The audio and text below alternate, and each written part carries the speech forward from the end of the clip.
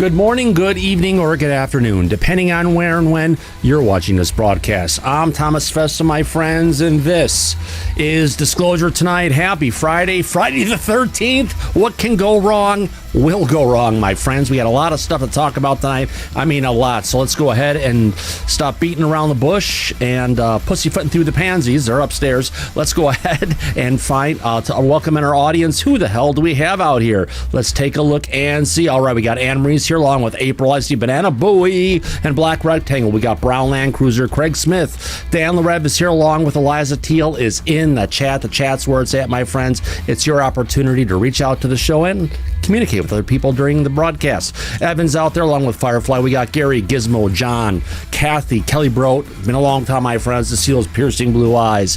McCarolyn's there along with Megan Betts, Metal Gaming 420. We got Michael, Necessary Dialogue. Prism Films US is out there along with Plywood Pigeon. Roni Deals here along with Sam. Scooby Dooby Gooby is around along with Steve Mateo, the Super Unknown, and the Chromosome Cowboy. He never lets anything slip, my friends. And to round up the crew, we've got out in the chat Yellow Tommy Tanker. Good to see you, my friend. On that note, let me jump right into the chat. Mike, how you doing, my friend? Happy Friday. Happy Friday to you too. Yeah. It's going to be an interesting show tonight. I can't wait for us to get started to the audience. There's going to be a lot to talk about. Oh, yeah, there is a lot to talk about. A lot of stuff popping all over the place. We got Representative Burlison dropping the mic on many occasions, along with over on the what do you call it? Weaponized podcast. We got stuff talking about McCasland, the general out there who disappeared. Interesting things have been popping up. People have found on X. And let's go ahead and get to this, Mike. Now, one of the first things I want to get to is our dear friend Jay. Galactic Family Podcast. From the Galactic, thank you. Yeah. From the Galactic Family Podcast had a podcast on, what was that? Yesterday, day before?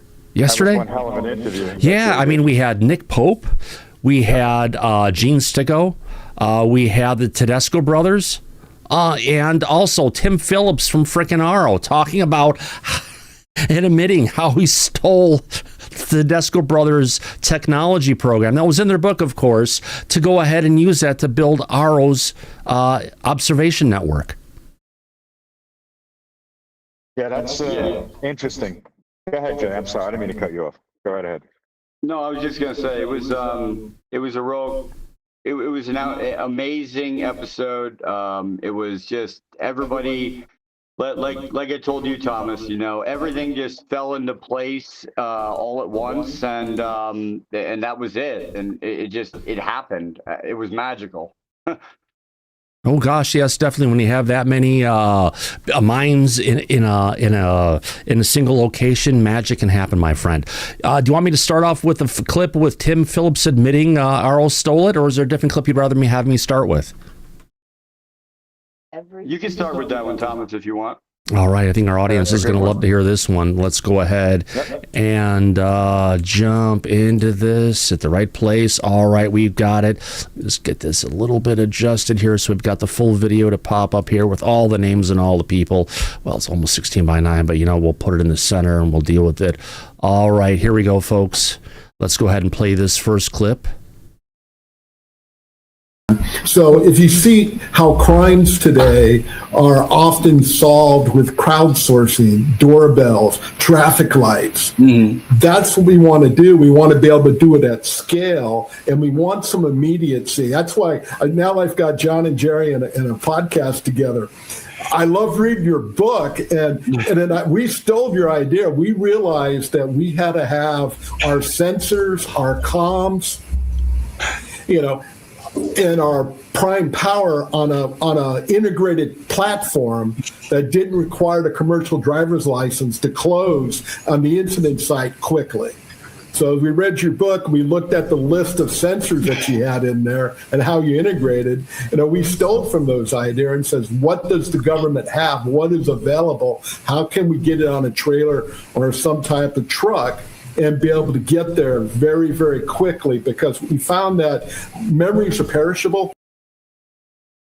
Wow, that is so interesting, Jay. We've got the situation where they're admitting they took the technology that the Tedesco brothers went and created, and they basically cloned it, put it on a truck. Because if you look back at the initial requirements of Aaro coming into play, they were supposed to have the ability when events were going on to go ahead and deploy sensors and people within a moment's notice to anywhere within the United States or within where our military is, to go ahead and track situations live as they're going on. Yes, exactly, Thomas. And they said that, well, like you said, that they had tried to find a way to get to a location the quickest they could. And the Tedesco brothers in their book had the framework that they took and used that to build upon in their own, whatever sensors they could get a hold of that, civilians cannot or whatever. Right. I guess it shows it's an established platform that's out there that they have proven with their results that they've been getting time and time again. Gene, you were there as well. What are your thoughts on this?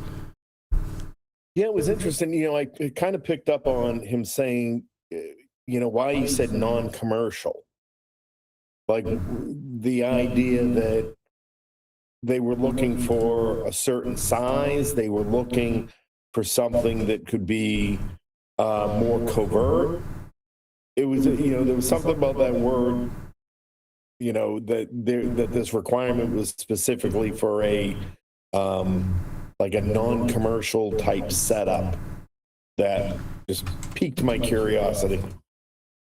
Oh, yeah. It piques my curiosity as well, Mike. You're hearing this for the first time as well. What are your thoughts on this? Well, obviously, whatever breakthrough that the Tedescos have managed to put together, it was something that Aaro found of interest and is looking to copy.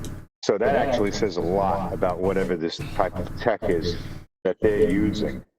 You and I have a pretty good idea of what technology they're also utilizing that hasn't come out publicly yet. Correct, and yeah. We're going to look for the opportunity to maybe discuss that with them at one point.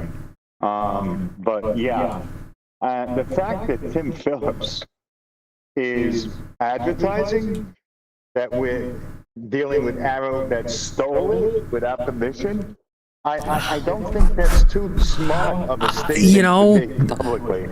It's a public book that was put out there.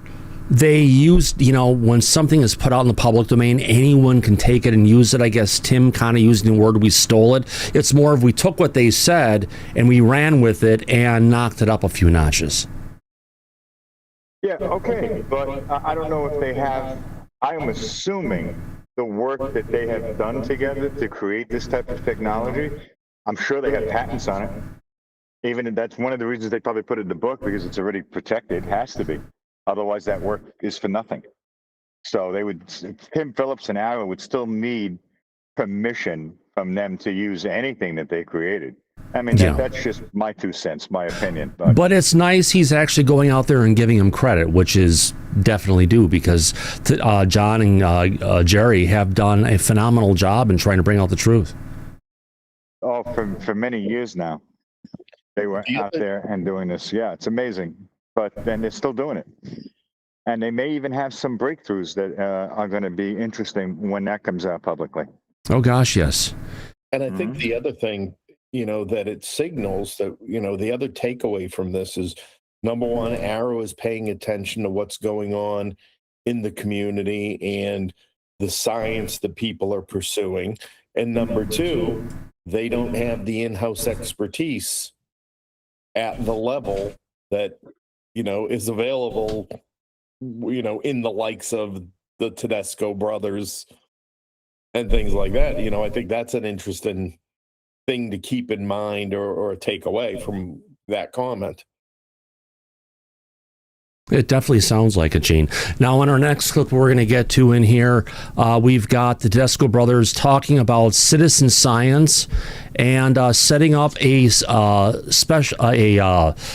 an SME, which is a, Subject matter expert. Subject matter expert. Thank you. My mind just blanked on that one completely. To tackle the phenomenon. I mean, there's a lot of people out there, Gene, who know information about it, and it comes down to the old, phone a friend. When you're in a situation, you need an expert that can go ahead and give you that answer. You need to knock it out of the park. It makes sense to have this kind of a network of people put together. Let's go ahead and play this clip here and see where it takes us. What we're trying to do is, we've set up an SME network of experts that, that we can basically, communicate with, get on board with some of the issues that we may be having or other groups, and get it on a much larger platform. Getting other people involved, academia for one thing. It's been a challenge. It's definitely been a huge challenge to do that. There's some groups that don't they don't play well with the mix of different professionals, and it's academia is basically where we have to stop. But we have a lot of professional organizations, and we have a lot of professional people that understand the technology. And understand what it is that we need to look at, and what we need to focus on. But we need to establish this across the board. We have to bring in many different expertise in this, and we need to open up this line of communication and not continue to work in these silos, which unfortunately we've had over the last 20 years or so. We are seeing a difference. We are seeing some progression with that. Groups are stepping up to the plate. They do want to work with other groups. They also want to work with the government and academia, and I know that we've reached out to various different institutions as well, and again, this is part of the reason why we created this SME network, is to get as many people involved in this as possible. It's been a challenge. I got to tell you, it's been a hell of a challenge. And the other challenge, of course, is funding. Not everybody has access to sufficient funds, and this requires quite a bit of funds. Luckily, we've had some funding from two different funders. We've been fortunate to keep us going. Yeah, we've been very fortunate. Yeah. And equipment is, it's not something that there's no expertise in this. When you're out in the field, there's a lot of nuances to understanding what it is that you're looking at, isolating prosaic stuff versus the other stuff that we put into this bucket. And we found that we're always learning. We're always learning, something new. Always learning something new. That seems to be the line that I'm familiar with a lot, Gene. It's interesting that they have an SME network that they've put in place, but it sounds like it's a pay-for-play like AI, where you have to put money in to get answers out, versus having a volunteer network of subject matter experts to come together and actually share what they know and help to try and bring the information along. Yeah, that's what I took away too. I mean, obviously you can hire anybody to do anything that you need. And if I remember correctly, I think that was a response. Tim Phillips was talking about, again, the Aaro's interest in citizen science and all that coming together. And I think they were responding to a point I had made of, how do you separate the well-intentioned from the skilled, right? And that's a conflict, and that you can, have people who have the best of intentions, but, they don't exercise a lot of times discernment. And so you can wind up getting dragged down different rabbit holes, or you have people who are just committed to trying to make sure what they think is correct, as opposed to following evidence and the rest of it. I think that's what led them into talk about that subject matter expert network that they're developing. But again, the caveat with that is those people all generally work within other structures and organizations that are also competing for resources. It's a resource competition. If Right. you're Gary Nolan talks about it all the time, right? He's got to, get his share from what he has and hope that, he gets the specific money funded to him or donated to him. Yeah, I guess it comes down to there's only so many hours in a day, and depending on where people have their time sliced up, it sounds like there's some important people who do have their hands in projects, but the only way to get their attention maybe on some of this stuff is to wave the old dollar bill at them to get there. And hopefully they could, if they're putting together this network, get some word out there and try and find people who can deliver and maybe not, work within the small financial constraints of what these guys are trying to build, because down the road what they're doing could really blow up. Yeah, and that's why I think a lot of the, there's a few university systems that are starting to talk about that. I think it was Kevin Newton, the University of Albany.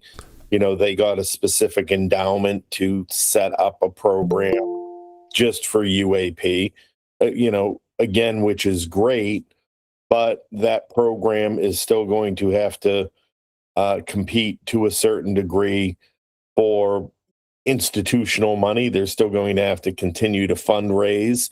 They're going to be, of course, limited by whatever that endowment is and how long they can keep that solvent. Mm-hmm. So, a lot of factors to consider. Yeah. Well, hopefully, based on the results they're getting with Aaro going ahead, the government's UFO office going and replicating their process, which goes out there, it shows that they're, heading down the right path, and hopefully they can expand their group of experts to go ahead and move this along, maybe not encumbered potentially by the huge financial costs that, a military contractor could easily absorb. Yeah, I mean, if they were... If they have an ear for marketing, that was their pitch right there. Yeah. Since we're on the topic, I've got another clip of you where you're talking about international cooperation. Sounds like a great idea. Let's go ahead and jump onto this 2-minute clip. Here we go, folks. I want to piggyback off of the previous part, though, about the international cooperation and sort of try and frame it for the audience in a broader sense, maybe in a open source intel sense. And of course, Tim, Nick, appreciate your thoughts on it. But I think if we get away from just the English language press and government perspectives on this, I think if you begin looking at the time frames of our allies in general jumping into the subject matter as well, right? So it's not just the U.S. and the UK, but France has obviously had a long program, a long history of transparency and openness to a degree about this, right? We've got, we've seen Japan, we've seen Brazil. Again, back to the UK, there was some discussion about somebody bringing it or looking for a parliament meeting on UAP.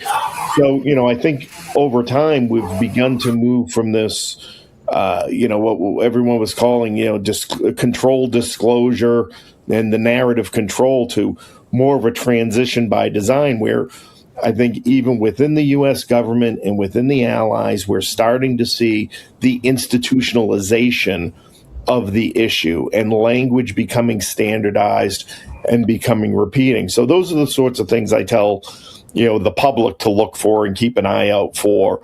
When you're trying to gauge, is there any kind of progress? Is there any kind of cooperation going on? Those signals, I think, are out there. And, if nothing else, perhaps feelers for, broader public sentiment on it. Well, Gene, that's a great thought to try and, put the signals out there for people to go ahead and look for. We've talked about this in the past about if we're going to get truth of disclosure, is it going to come just from the United States government? Are we going to hear it potentially from a foreign leader? But it would be great to have other governments like Brazil or Japan or whoever pop in, Russia, China, to go ahead and say, hey, we've got this going on too. Right. Nothing happens in isolation. I say it over and over again. And, you've got to go looking for the information, or you've got to be, cognizant of what else is happening. We call it situational awareness, right? What is happening in the world, in the subject matter, not just here, right? We get so focused on the U.S. and the U.S. legislative stuff, and we forget that the news that we're getting, the headlines that we're getting, are intentional.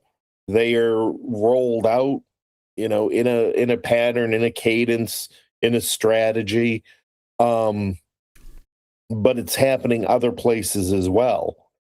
So the more actions that you see that happening, and it might not be in the big headlines, the big major headlines, that's what we've got to get better skilled at picking up on, to see that there is movement, there is traction. And what does that mean? That means that behind the scenes there are people talking to one another to set up these systems. Yeah. I would have to absolutely agree. They've been keeping this quiet. This is an entire another species that's here.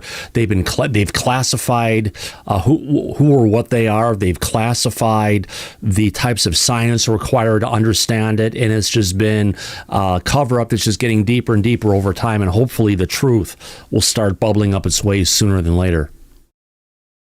Absolutely, and I think that's what we're seeing happening. Is the table is being set, the stage is being set. All of these things are getting in place in order to deal with whatever the fallouts that they're anticipating might be. This is what the signs that we have are that we're seeing the language being incorporated, and the stigma, all the kind of social stuff we've already been talking about. So to me, it looks like stuff's happening. It looks like that table is being set. Yeah. We just did get a chat come in on the show really quick. I want to bring this one up again. Let me turn off the auto and clean this up. What happened to Avi Loeb's project to detect UFOs? That's a good question, but I think the answer is the Tedesco Brothers, running on, a strap budget, and they're just basically trying to go ahead and get this thing going, taking whatever money they could get together and build it, has done a better job than Avi Loeb's millions of dollars that he's gone and gathered on his donations. Plus, his wasn't mobile, was it? No, and not only wasn't it wasn't mobile. I mean, he's, again, we've got to go back to our friend Tyler Roberts and Total Disclosure podcast, and him talking about the when he tried to interview Avi Loeb and have him at his studio, and Avi making the statement, and this is in the height of the 3-Eye Atlas stuff, right? And Avi's talking about he's got to get his $1 billion out of Congress, and so he's pushing. Trump comes out with a disclosure, and really before that, you never heard Avi Loeb really talking about Galileo project being, the search for extraterrestrial life or aircraft. That was not the selling point. Trump made a statement, and all of a sudden, oh, I'm the guy who can do this, right? So yeah. It's marketing. Come on, he was even willing to entertain Epstein if he could get funding for his program. Yeah, there was a time when I was able to ask him a question, and I asked him about Dr. Villarreal and the transients and that body of work, and he was so dismissive of it. He started out by saying that he doesn't like old research, that all research needs to be new research. We can't prove something that was or wasn't there before if it's not still there, talking around. Wait a minute. Hasn't John Kozlowski said that recently, and also Sean Kirkpatrick, that unless we have the newer sensors and the newer stuff, we're going to disregard all that old data because it's old and we don't have it with our latest and greatest technology. Right. Which in a narrative control sense is a good idea, because you don't want anybody going back and asking questions about it. If we start asking questions about the old stuff, then that might lead to some other more uncomfortable questions and even degrees more uncomfortable answers that have to be given about it. So it's almost as though they're trying to just have a new starting point in the discussion, and the history of it be damned. But let's just go forward. But in that question I asked Avi Loeb, he hadn't even read her paper. So, again, for somebody, and he's not the guy who discovered 3-Eye Atlas or any of these different things that have gone out there. He's not the one who discovered Oumuamua. He's had other people he's working with, or his colleagues, who have actually discovered it, and he just takes it and runs with it like it's his baby when it's really not. Right. Well, so he's the face of the organization. He has, and the bottom line is, what's his motivation? He has to fund his project, right? So similarly, as we talked about earlier, he has to compete for his departmental budget, right? His salary is paid for by an endowment, so he doesn't have to worry about that. But everybody that he wants to have work there, for whatever size organization he wants to have, he has to fight for every one of those dollars. And he either has to make a compelling argument to Harvard as an institution on why he should be funded over another department, or he has to go out and find people to give him money, or write and find the grants and all the rest of it. So that's why, anytime there's anything potentially that's a headline, he's going to be out in front of it to chase the money himself as the answer. Yeah. But unfortunately, the only thing I think he's found, he went to look in the deep sea and all he found was coal slag. More money wasted. Well, on another point, I know. Tiny metal balls. He found his tiny metal balls out there. I remember that one, Mike. Mike. Lube as well. Oh, yeah. Absolutely. Mm-hmm. All right. In our next clip, we've got Gene's talking about whistleblower protections and amnesty for past crimes. Let's get to the deal on this one. This Gene guy. Yeah, he seems to be knows what he's talking about. He raises a lot of good points. Let's get this one up. Let's play it, and we'll go for it. Here we go. When it comes to whistleblowers and the amnesty issue and all the rest, again, I tend to lean more conservatively to say, we've got to, first of all, we need to understand what we're dealing with before we talk about amnesty. We need to understand specifically what are the things that, are there real tangible things for which amnesty is needed?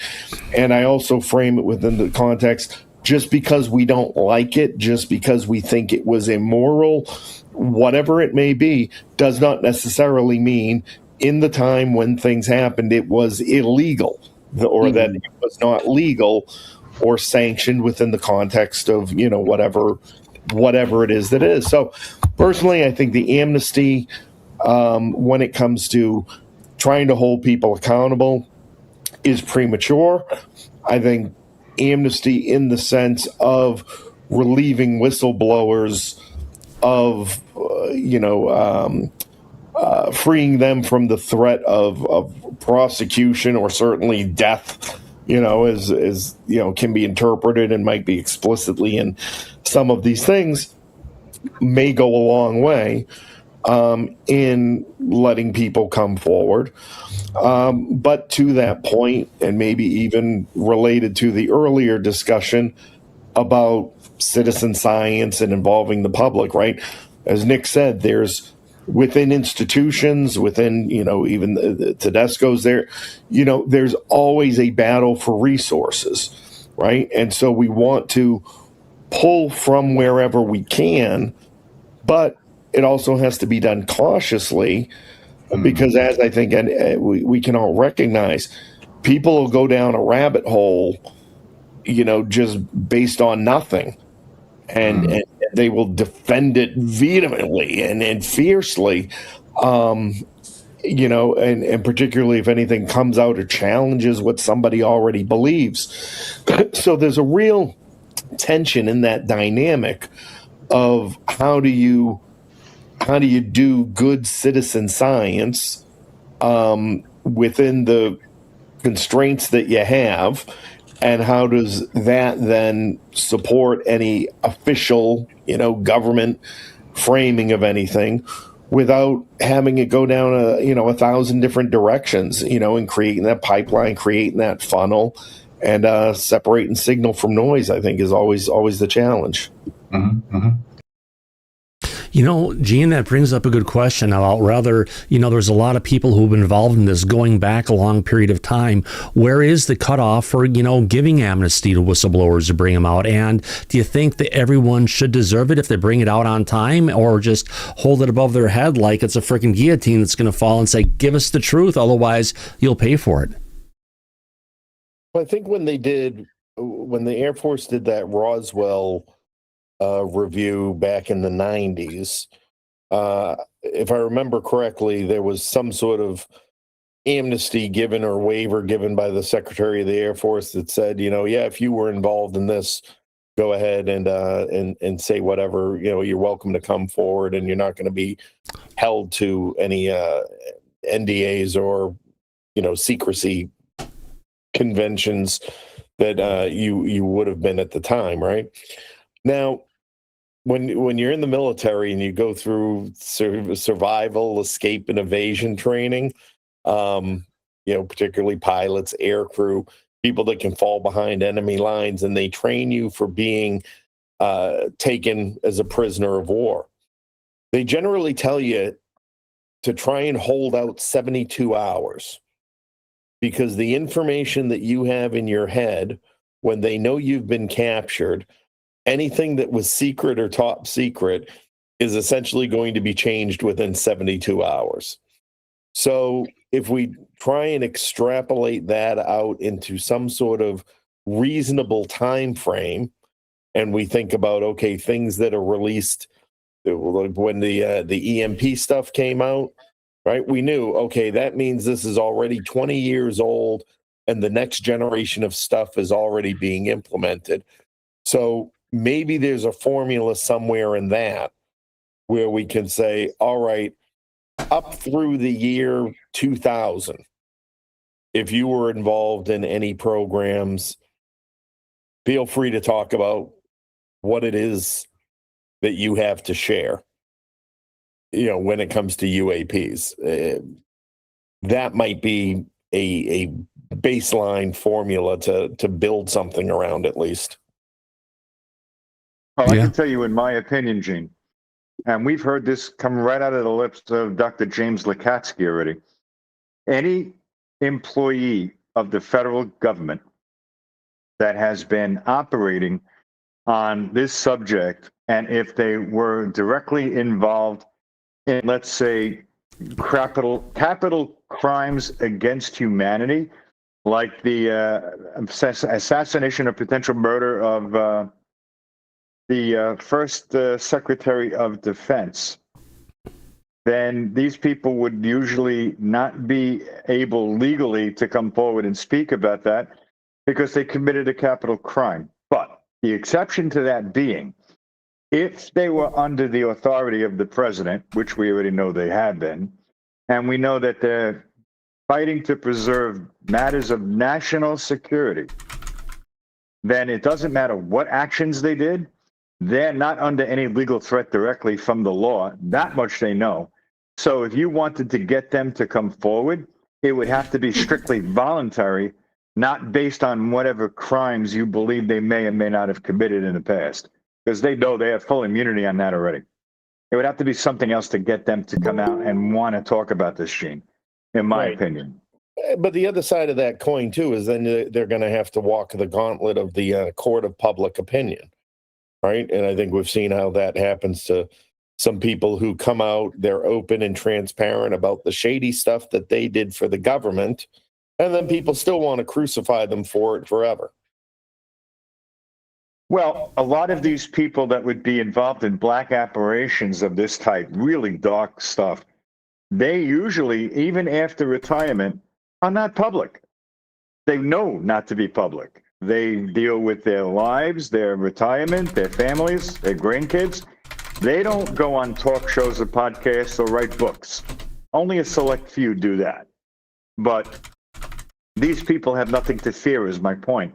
You would have to have, let's say, President Trump issue an executive order declassifying any information that they've been in possession of and allowing them to speak freely.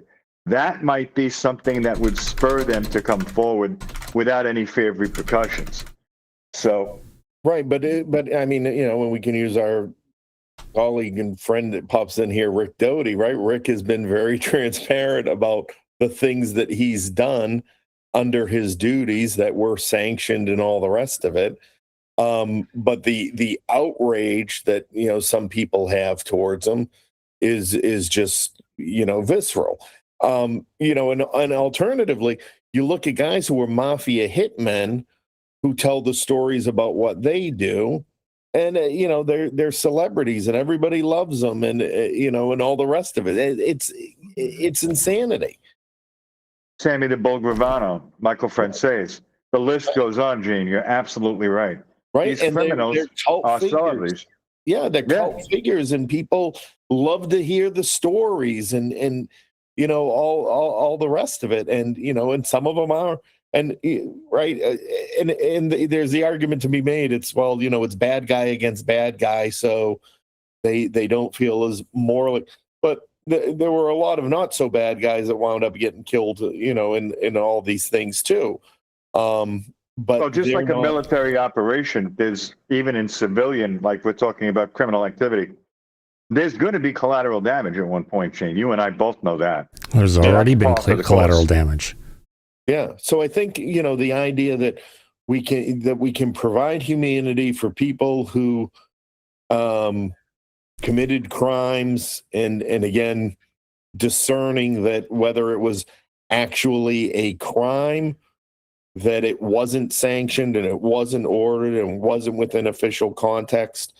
I think that's a much different story because there is no statute of limitations on murder. So somebody as an individual decided, I'm going to go kill this person because they talked about UFO stuff in 1963, right? That's a different story from somebody who worked as an operative inside an organization and was instructed to, go after a target. They're two, very different things. And I think the public is convoluting that because they often do. Yeah, You're I correct. don't think we have, for whatever number of those cases we're talking about, I don't think that there would be many of them that somebody of their own volition went out and killed somebody just because they thought it was the right thing to do in this particular case. Well, then they would make them a vigilante if they're not directly employed by the federal government. Because if they were employed by the federal government, then they would be protected under national security. Right. And so that's why I'm saying the whole amnesty for criminal act aspect of this is fundamentally a premature discussion to have, because we have no idea of the scope of those types of operations that actually occurred, what was sanctioned versus somebody decided to take action on their own. And can we even identify the perpetrators? And the people who may have taken action on their own may have not been people on the front lines, but many levels up, and thereby them making those decisions, it exposes everybody in the tree below them. Right. When you're the trigger man, you just get the target. Right. You're not involved in the decision-making process and, all the rest of it. You may very well not know why this individual is a target. Yeah. Well, I do have a clip here of Nick Pope talking how President Trump can excuse personnel of their NDAs regarding NHI technology. It's not quite as excusing whistleblowers or giving amnesty, but it does talk about how Trump can potentially get the word out there. So let's get this one or move things along because, we're going to have people who are going to tell us the truth about what's been going on. Let's see what Nick Pope is. And I just have to say, it's wonderful to hear something from Nick Pope. We know he's out with dealing with stage 4 uncurable cancer at this point, and it's great to see that he's still out there engaging with the community, even though he said he was going to step back. Here we go. Let's see what Nick Pope has to bring to the conversation. If POTUS says, I want anyone who is sitting on classified information on UAP relating to, not the UAS stuff, not the China, Russia, our own stuff, but if any of this is ET or NHI related, then for POTUS to say, look, if any of it is, I as POTUS am giving an executive order that this will be declassified. I am the ultimate declassifying authority, because of the powers vested in me. And further to that, anybody who believes, rightly or wrongly, that they are still held by the terms of an NDA or a secrecy agreement, just ring fence it, relating to a non-human intelligence. We're not wanting to push classified information on UAS or other things out there. But if anyone's got a spaceship in a hangar, look, being blunt about it, I, as President of the United States, am declassifying that. I'm releasing anyone from any NDAs they think they might still be. And I am ordering you to actually put it out there. Take that information to Aaro. Take it to Congress, whatever the process is. That Gordian knot is there because of the various executive plenary powers, however one phrases it, that the President of the United States possesses. So, Gene, it really, or Mike, it really just comes down to the president going ahead and giving us a pardon. More importantly, that executive order we're waiting for to go ahead and really uncork the whole disclosure movement to come forward, because there's a lot of people out there who should be uncorked right now, like Dr. Eric Davis and Lou Elizondo and David Grush and others who are... And Jay Stratton and Jay Stratton and James Lukatsky, all of these people that have been involved in it for the longest time, allow them at least to go and talk to a good amount of the information that they're familiar with, because it would move it forward. It would actually be, if he issued that presidential executive order, it would remove any of the obstacles that have been in the way since President Eisenhower issued his presidential order covering all this shit up since the 1954. He would be able to, in effect, Trump, like he did recently with President Biden's executive orders, he completely wiped them all away and removed them. He needs to do that now. And if he was to do that, without knowing full well the scope of how far down the rabbit hole this subject goes in regards to the government, what they could then do is have him give a blanket executive order declassifying anybody with knowledge that has worked for the government on this subject to come forward. And then they could have a congressional hearing like they did with David Grush and have all of these key figures testify and bring out the truth. That would be one hell of a congressional hearing. Yeah. But they would need that authority first before they would be able to do I'd that rather from the them just president. bring the information out than go ahead and wait for yet another congressional hearing, honestly. Let them talk. Bring it forward. Yeah, you're right. No, I agree with that. I'm just saying, if you wanted to make it official, Yeah, you would be able to do that out of a congressional hearing. The public would take it a lot more seriously. Yeah, absolutely. That's why I said it. Yeah. And I have one more clip here of Nick Pope talking about creating an international UFO bureau. More importantly, while he doesn't think we should. All right, let's get to this one next. And here we go, folks. Get this one out of here. Make this, and we get it playing. Here we go. Oh my goodness, what a question for a former civil servant. Like, you know, I'm always reluctant to say that the... Based on that smile, Gene, was this your question? No, not at all. I think that was Jay, right? Yeah, that was my question. Yeah, you trimmed it out, my friend. All right, here we go. Let's play it. I just had to ask. Answer to anything is setting up a new body because it's just more bureaucracy. On the other hand, existing bodies like the United Nations don't seem to have much enthusiasm for it. I mean, I would take a step back. I don't know what a perfect model would look like. What I do know is from the little bit of project management that I dabbled in, or rather got some guidance in, is that you essentially, the way I was taught it, you do three things. You start off by asking, you know, what is your strategy? What is it you're trying to achieve? What are your top level outcomes that you want? Then from strategy flows structure. And that's the answer to the question about, do you set something up?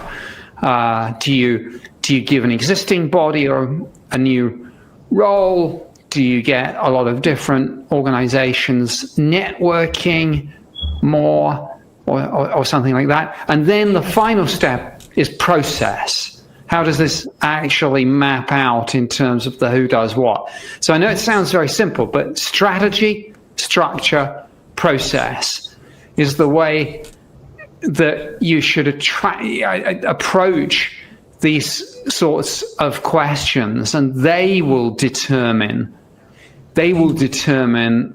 what you should end up with, subject to obviously resource constraints, which we mentioned anyway.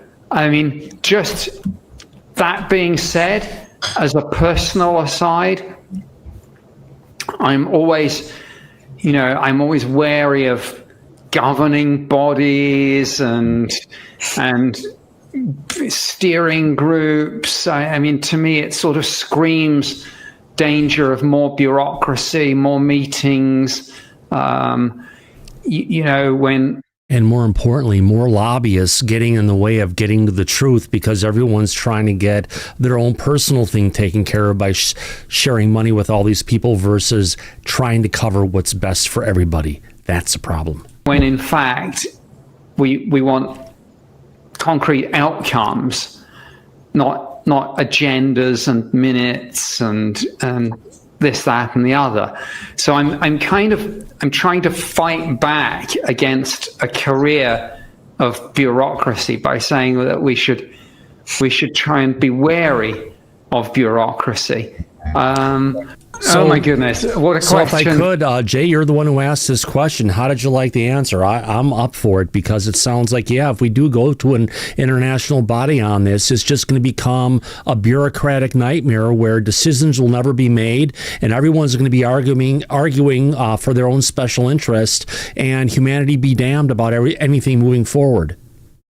Yeah, I'm right there with you. And it was like when I was there and I asked him that question, the backing behind it was, my thinking was, well, how do we move forward in this age where do we need another body that is above everyone else, and then everybody internationally comes to them? And obviously, Nick did not agree with that at all, and said, we should be wary of governing bodies because we don't want to get drowned in all the notes and the bureaucracy and everything that comes with it as well.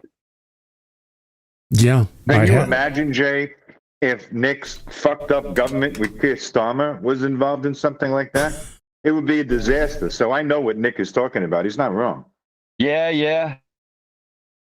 Or even along the lines of the United Nations or any other massive governing body, Mike. It just brings in too many different agendas to go that would, prevent it from moving forward. Right. So what we really need here is what we keep repeatedly saying. President Trump needs to sign an executive order declassifying this information and getting it out there once and for all. And then it will work itself out once it's out in the public. You don't need a governing body at that point or agencies like Aaro anymore. Yeah. Just bring the truth out. Right now, there is rumor out there, Mike, at this point, I believe it came from Burlison lately, that there is a new governing body at the DOD that's looking into disclosure that's higher up the pecking order of things from where Aaro sits.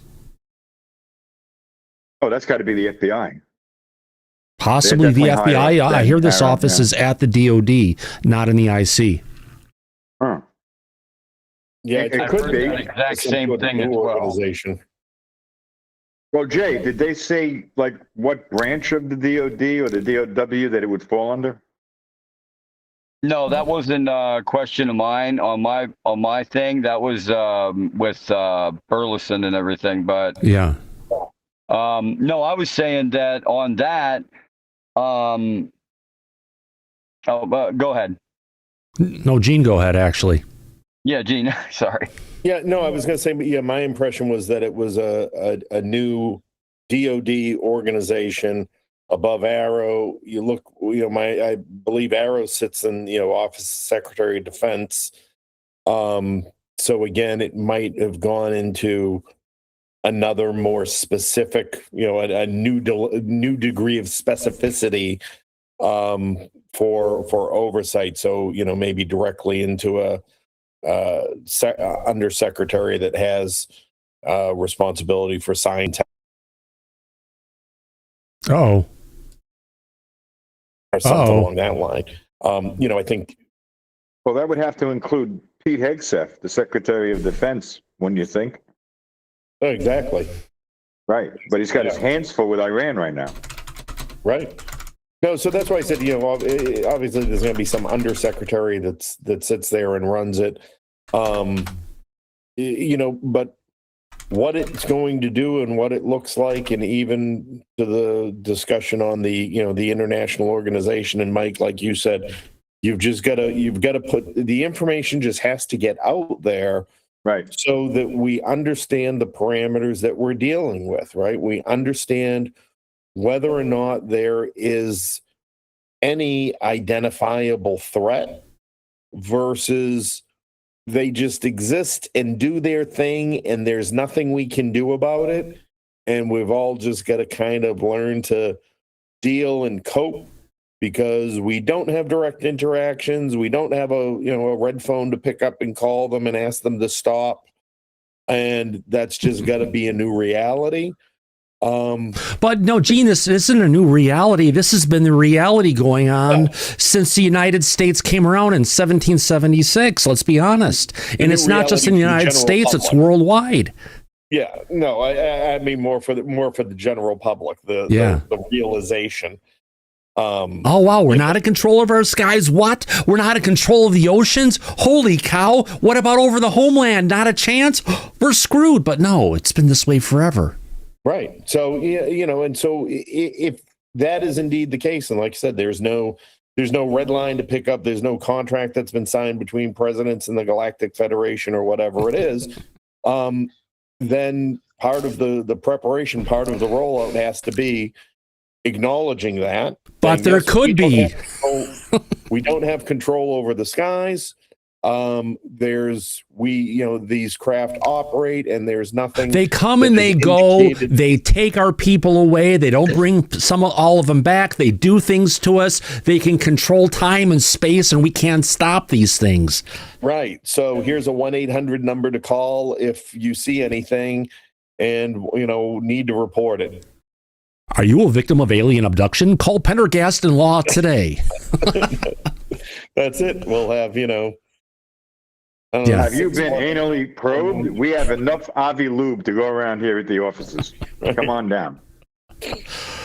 Oh my I can gosh. imagine the Well, commercials that would come out. getting back to our friends in Washington here, I want to just change it up a little bit. We've got a post here talking about Representative Eric Burlison trying to talk about some stuff that he had seen, and he ends up referring to it as freaking ontological shock. Gee, go figure. There's things that he saw stuff that he can't explain. I love it. Let's go ahead and see where this 32-second clip that came from today's episode of Over on Weaponized goes. Here we go, folks. Oh yeah, let's play the clip.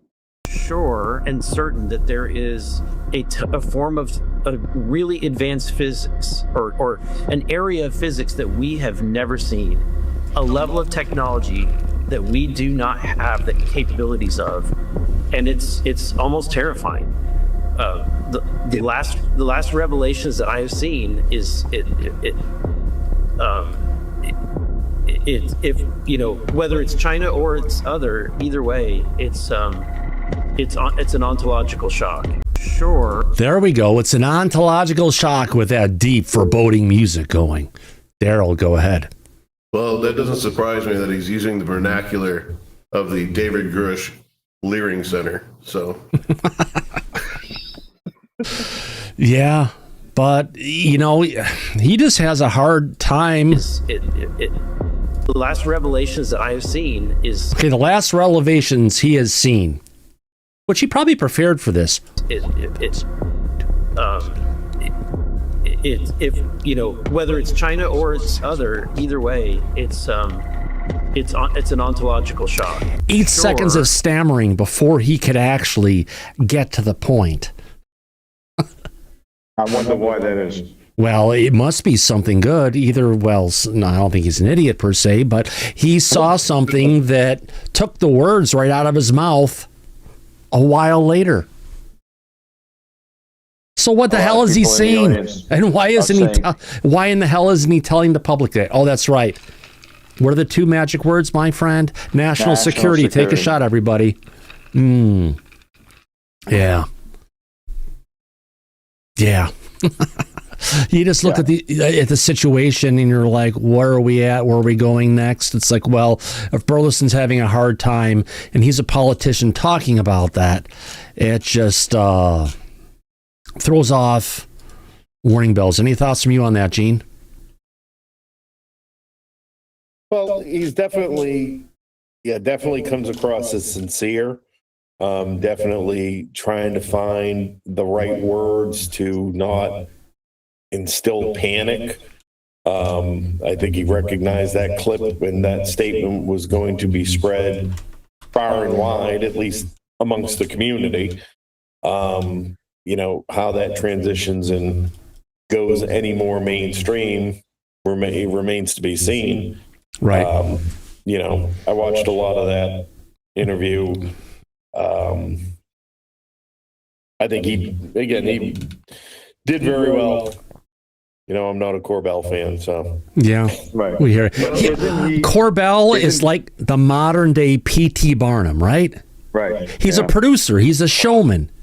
And we can never take him out of those roots because that's who he is. And even if he's trying to bring disclosure stuff forward and everything, you got to remember his roots, that also being a realtor, just kind of sets the stage for really who Jeremy is and what he tries to schlep.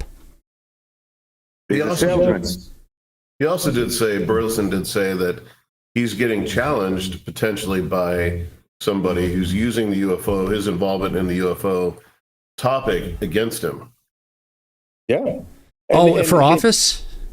Interesting. Yeah. They were talking about that potentially happening with Burchett, and Burchett had to be careful, even though he was in he's in a part of the country where his percentage should be safe. They're worried about him last time he was coming up for re-election because there were plenty of Republicans who wanted to try and run for his office and get him out, and it sounds like that's going on for Burleson now. Yeah, it's the same thing. A lot of these figures, they're up for Luna too. You know, there's not just a wide bench of Democrats in Florida who want to go for that seat. There's Republicans who want to challenge her for the primary, and they still have to get through the primaries. And, you know, they need to move cautiously. They need to be cautious about who these relationships to that they have with these media figures, because I've highlighted it before. There is one company behind a lot of the marketing of a lot of these key UFO figures, and they have their little a gatekeeping network. So it's not just a stripper pole coalition going ahead and trying to pull in, if you want to call it, votes $1 at a time. No. I mean, this company is led by people who have fraud convictions, and so you have a situation where we have politicians taking advice and engaging with, again, part of the description of these media figures getting involved in the political process, who are being somewhat coordinated and handled by a couple of shadow figures with convictions for fraud. The optics on that are not going to play well. And if anybody, whether they're a challenger in the opposing party or whether they want to primary somebody, the optics on that will play horribly. Never mind, in the view of the general public and the general electorate, right? That people already get, still will still give a side eye to the UAP as a political issue as it pushed. So it is very dangerous territory for anybody up for re-election, and even a Burlison who's essentially popular, secure in his seat in his district, but there's still people who want to come out and challenge him, and anything like this could really significantly impact those challenges. And they need to proceed cautiously about who they're associating with and who they're taking their information from. Yeah, that seems to be the key. Any thoughts from you, Mike, before we move on to our next clip? Yeah, I agree with what Gene just said. Re-election is going to be key, which is coming up for all of these people. You have to realize that they are only elected by the people in their jurisdiction, not all over the country. Right. So it doesn't really matter nationwide if Burlison is popular with the public or not. To keep his job, he's going to have the people he represents re-elect him. He's going to have to go knocking door to door like Tim Burchett does. Right. But him also is able to represent his constituents and fight for prosaic issues in Congress that these people want him to do on their behalf. It isn't just all UFO 100% of the time. Nope. That would be a job killer. Oh, yeah. It was. And some people have moved away from it just because they're coming up for re-election. They want to focus on more of the hometown issues to go ahead and make sure they're going to get the votes. Now, as we go ahead and move along, we've got our next clip coming up. We have a conversation with George Knapp, Jeremy Corbell, and Burlison, saying that he's aware of specific file names and videos and documents known pertaining to the phenomenon, and he's trying to get it out, hopefully, before then, they don't go ahead and change the file names or their locations. This is probably coming from our, was Matthew Brown, yes. The guy who gave us Immaculate Constellation. Let's go ahead and see. Or David Grush. Let's see what they have to say. Here we go. Jeremy had asked you the last time we spoke a few days ago about particular information that's come your way about videos and documents that are known to exist, but have never been obtained by Congress. Are you kind of watching that with the idea that maybe they're there, you don't have them yet, if ever, but that they might disappear before you can get them? I am. Yeah, I've got. I know of video files and documents that exist. I have people that have given me the names of these files. We've just recently sent a request for those files. and then we're having people monitor any activity to see if those files were deleted or the names changed or moved or anything like that. Jeremy had asked you the last time we spoke a few days ago about particular information that's come your way about videos and documents that are known to exist, but have never been obtained by Congress. Are you kind of watching that with the idea that maybe you know they're there, you don't have them yet, if ever, but that they might disappear before you can get them? I am. Yeah, I know of video files and documents that exist. I have people that have given me the names of these files. We've just recently sent a request for those files, and then we're having people monitor any activity to see if those files were deleted or the names changed or moved or anything like that. Jeremy had asked you the last time. Interesting. Mike, your thoughts on this one? Yeah, it is interesting. And this is Burlison saying that he was given this information about certain files. Well, the people who are aware of that information that passed it along to him, they should have provided it. Just like the person who did the dead drop on the Hellfire missile video that he brought forward during the Congress when he was at the hearing. Same thing. Yep. They should just bring this information out, in my opinion. Yeah, absolutely.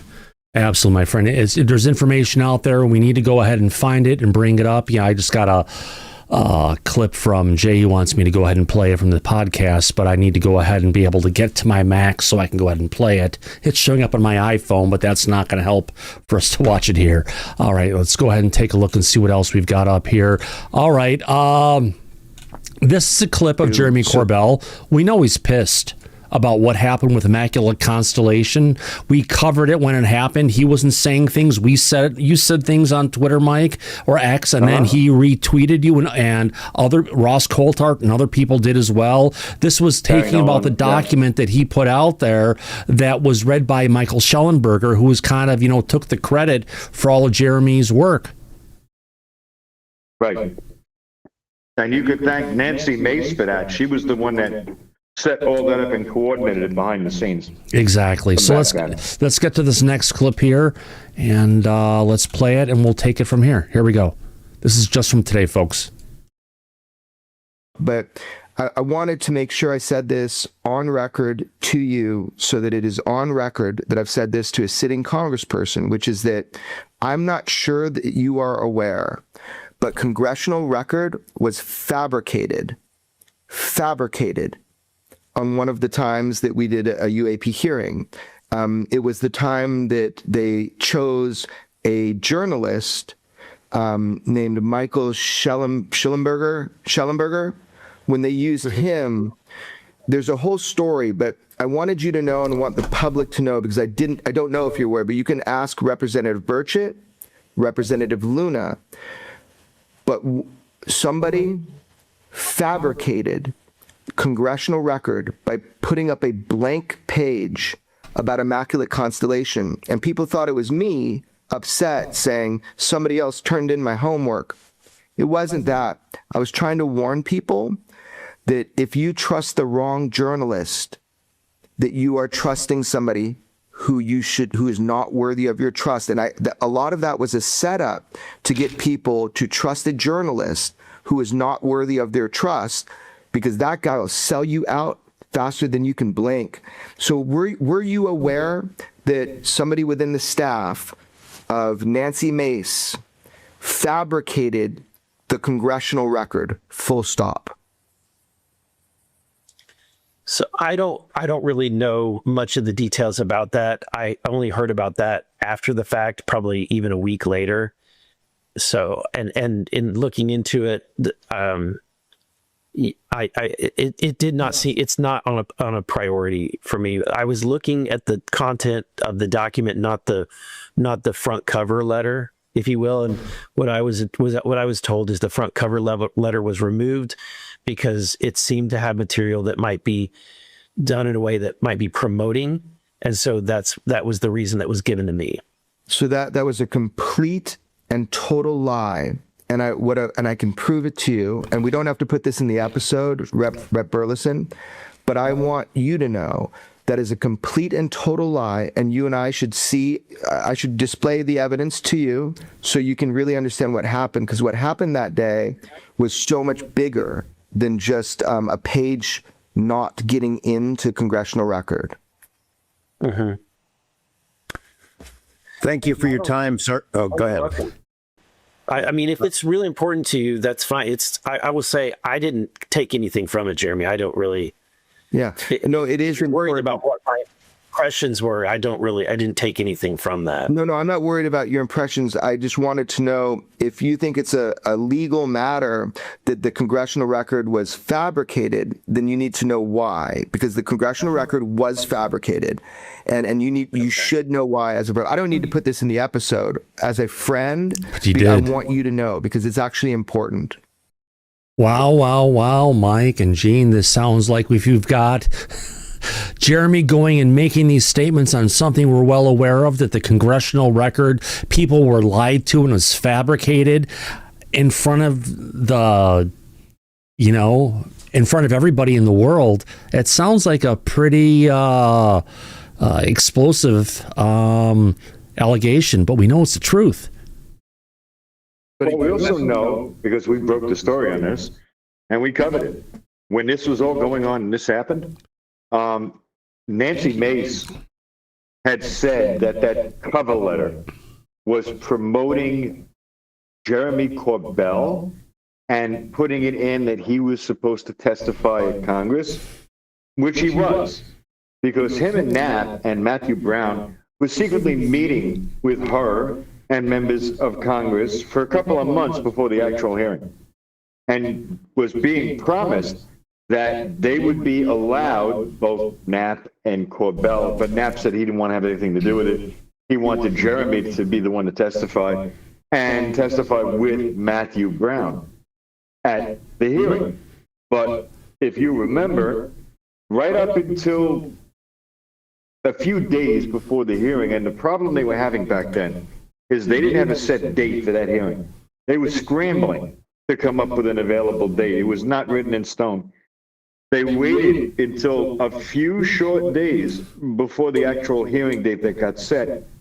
And Nancy Mace pulled Corbell and Matthew Brown from testifying, and then she switched in Schellenberger, Lou, Mike Gold, everybody that testified at that hearing, and we know, you and I know firsthand, from some of the people that testified, they didn't get confirmation or even notification that they were going to be testifying at that hearing until a few short days before the actual hearing. They were given last minute notification. Right. So this was something that was going on for a couple of months with Nat Corbell and Matthew Brown, but behind the scenes, Nancy Mace and Congress pulled the rug out from under it at the last minute and pulled a fast one. This is what Corbell is talking about. But yep. I heard Burlison just tell him that, yes, I'm aware of all of this. Yes, I know exactly what was going on. But I personally don't care about any of that. That's not the priority for me. The only thing I'm interested in is what was in the Immaculate Constellation document. So that's it. Nothing beyond that. Yeah. But Corbell wants to make this out like he's the victim and that Congress was affected by what had happened against him, and he wants Burlison as a friend to see if he could look into it and maybe stir up some shit. Mike, like a lot of people who are calling Islamophobia these days, we need to go ahead and send a hurt feelings report, unfortunately. Hopefully he can go ahead and detail how his feelings have been hurt, the time and date that they were hurt, and how much his butt hurts from that particular situation. Does it make a difference of how the public sees this? Not at all. Does it potentially make him feel better if he gets this hurt feelings report accepted? Potentially. Well, then what we're doing is we're switching the focus from disclosure onto Jeremy's butt being hurt. Yeah. Gene, your thoughts? Yeah. No, so number one, I love the play on him pretending like he doesn't remember Schellenberger's name. That man lives rent free in his head. over that whole incident, first and foremost. Number two, what was Corbell going to testify to with Matthew Brown? What value, what material value was any of his testimony going to add beyond the story that we have that Matthew Brown tells, which again, fundamentally, it's a story. And he can point him to the documents as he was. As for the rest of it, that whole setup, I characterized it, it sounded like one of the Real Housewives wanting to start some drama without saying that she's trying to actually start some drama. I mean, it was made for TV moment right out of a reality TV show. He's a theatrical guy, 100%.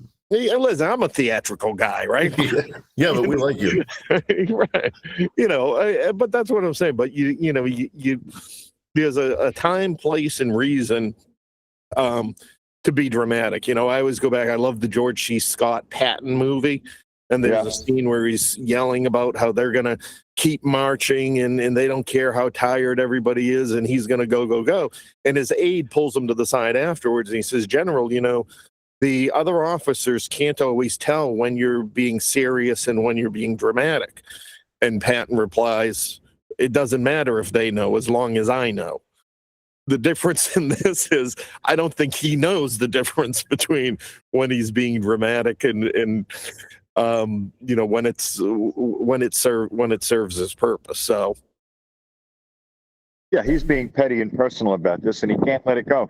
Yeah. That incident took place a long time ago, James. Mike, what's the old saying? Don't sweat the petty, pet the sweaty. There we go. Yeah, good point. And make him a lot more relaxed. And I think Burlison realizes that it's not it's not a path worth pursuing that's going to lead to anything that changes anything, right? And again, Corbell trying to frame it like it's some kind of capital crime, that the record was changed, like somebody goes in after the fact and if somebody goes in after the fact and changes the words somebody uses, that's something to be concerned about. I didn't pick that up the first time where he said to Corbell, well, what's important to you? Right. It's important. Yeah. He was making a point about it being a little petty and letting him know that as his friend, he doesn't really care about the shit that was thrown his way. Yeah, Well, but I can tell you, to answer your question, Gene, what was Corbell going to testify about? He knows Matthew Brown. He was the one that brought him out publicly. He also was a personal friend of Matthew Brown's. And him and Knapp were working behind the scenes for months on this story and bringing this information out with the Immaculate Constellation report. So what he was going to testify to is corroboration, that Matthew Brown is not solely going up there and just telling another story. He was going to have corroboration that this is true, actually happened, played out the way that is being claimed. Well, I get it. I mean, I get to push back on that a little bit. It's Corbell corroborating that Matthew Brown told him the same story.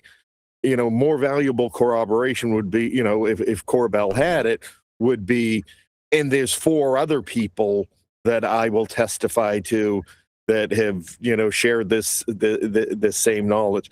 Well, I've got to, and again, I might not be the right person because I have so many questions that I think Corbell really needs to answer about how he positions himself and his relationships, his access to classified materials.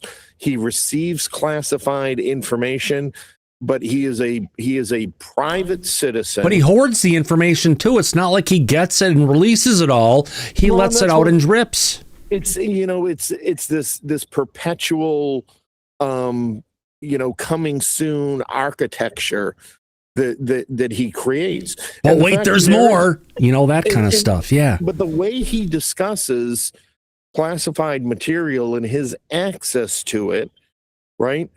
So as far as, and anyone correct me if I'm wrong, as far as I know, he is not a cleared individual. He does not sign NDAs, or he has not been beholden under NDAs or anything.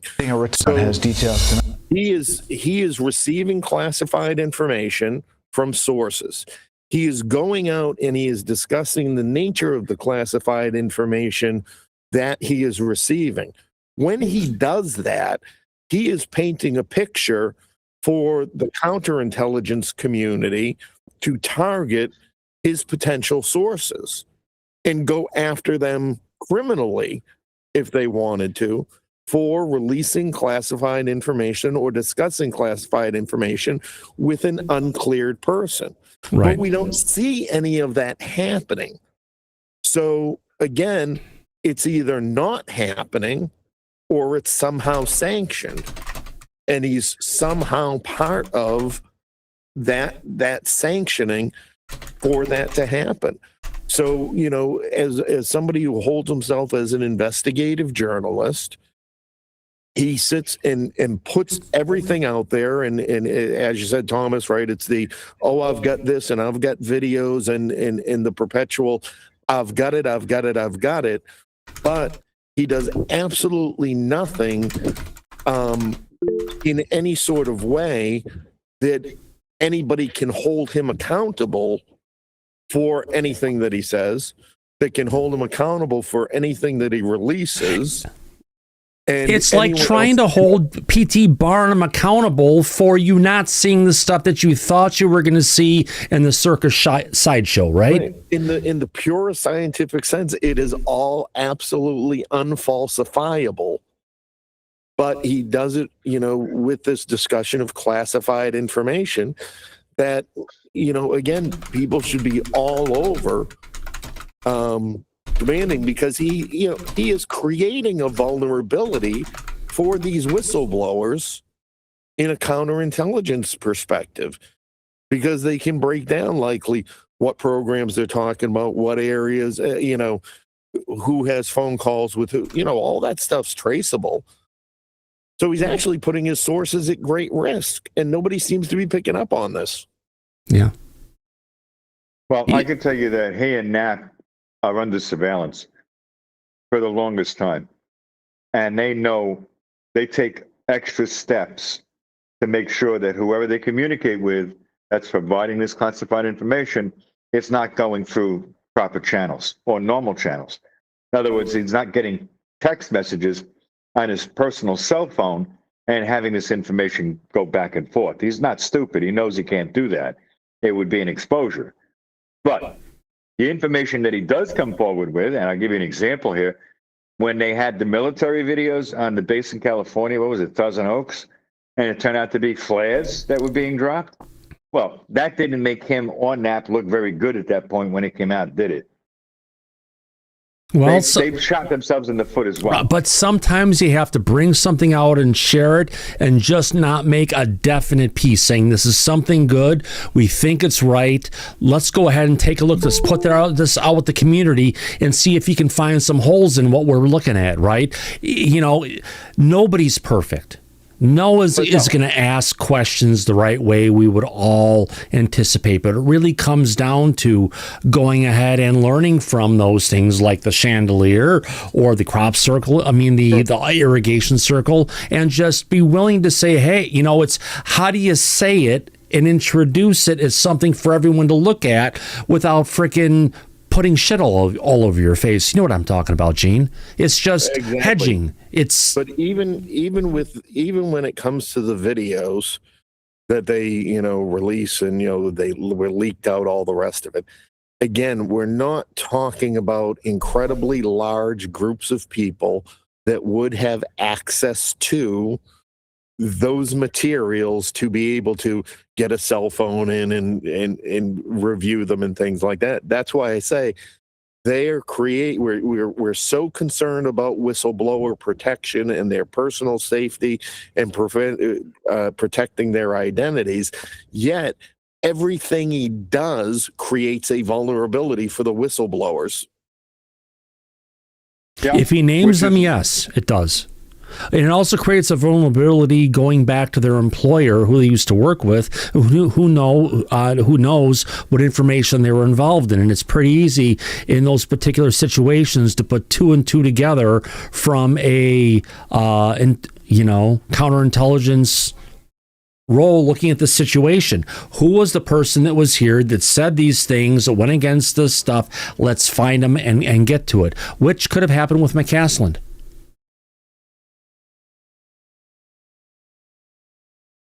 Oh, wow. Jay, your hand is up. And then Brian, go ahead, you two, and then we'll jump to the next topic. I was just going to say that regarding the classified information that, a journalist, as Jeremy Corbell calls himself, says he has, wasn't there something also in the news recently over a journalist that had classified information at home, and what happened? Her house got raided. So if he's saying, I have classified information at my house, and he says, am I allowed to put this out? It's classified information. Of course, you're not allowed. And when it came out about that journalist, she actually went out there and basically showed people and told people how good iOS lockdown mode is that you can put on your phone to prevent, if you're going to get in a situation, people are going to potentially try and hack your device to get the information you need. There's a built-in feature in the operating system you can activate that'll go ahead and just turn your frickin' iPhone into Fort Knox. Yeah, there's also something on X that just came out now. It's a $20 item I have on my bookmarks. I'll find it for you, Thomas. It's a scanner device you put in your pocket for $20, and it makes sure that your cell phone is actually acting with the actual tower and not a Stingray tower. Wow. And it will actually alert you and have that in there. You can take the data card out and you can put it on your computer and actually analyze the data, saying, oh, look, it's actually not going to the tower. This is the data. This is what went. Right, because there are man-in-the-middle attacks that go on where not only are they going ahead and representing a trusted place on the internet in between you and the host you're talking with, it also comes down to the traffic is going, even though it's going encrypted, it can go through ghost, Yes. If you want to call it mobile cellular towers that are around you that your phone will automatically jump to and put the data through just unknowingly, because it's not a quote-unquote trusted provider. Just think about that. They trust everything down the device and the whole bit, but there's no trust between you and your carrier to make sure you're not getting hacked in the middle. That just sounds like an oversight. But yeah, I'll share that with you, Tom. It's a $20 item or whatever. Yeah. Absolutely. Thank you, sir. Now, jumping topics a little. Actually, Brian, go ahead. Brian. Yeah, I'll be real quick. One, Thomas, you said you wanted a flying pig. You've got the toaster.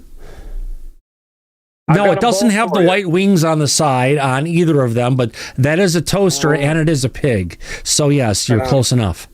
Yeah, it's an old carousel pig. No, I was on Mac OS Macintosh, whatever you want to call it, version, operating system 6.0.7, whatever it was back in the day, or 6.7 or before. So I've been around for the longest time, and we had a screensaver back in the day.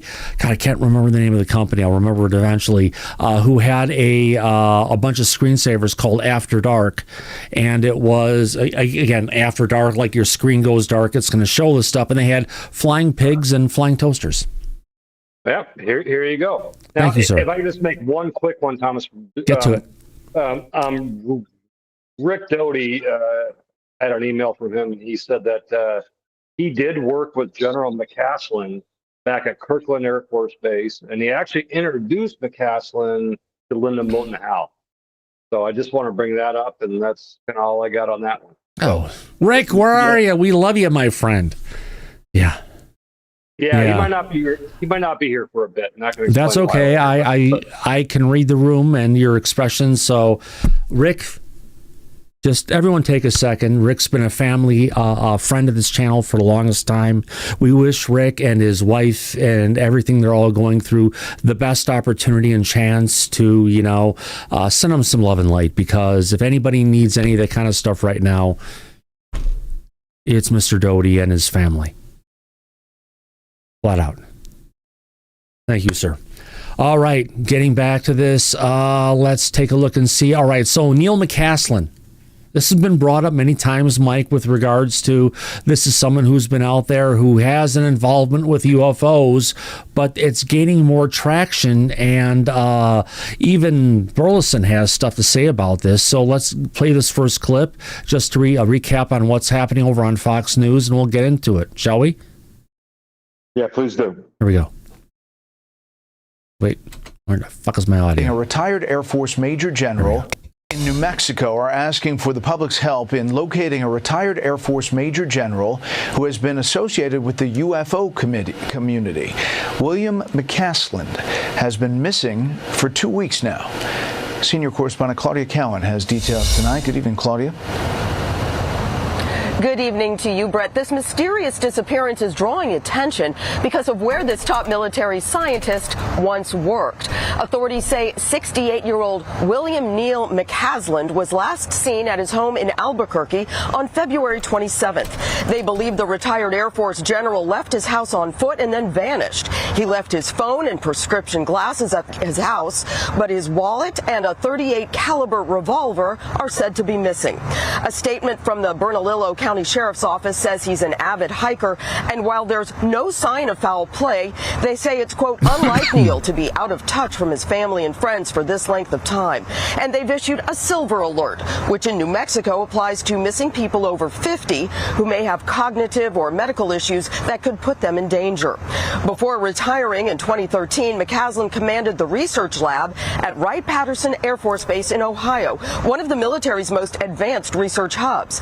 The base has long been the subject of speculation and conspiracy theories, claiming debris from the alleged Roswell UFO crash was stored there. But investigators say there's no evidence McCasland's disappearance has anything to do with his work there. And trying to put online rumors to rest, his wife Susan posted on Facebook saying even if there was a connection, quote, with absolutely no sign of him, maybe the best hypothesis is that aliens beamed him up to the mothership. However, no sightings of a mothership hovering above the Sandia Mountains have been reported. Multiple agencies are combing the area where McCasland was last seen. The FBI has also joined the search for this decorated Air Force general who simply walked out his front door there in Albuquerque 2 weeks ago and never came back. Brett? We'll follow it. Claudia, thank you.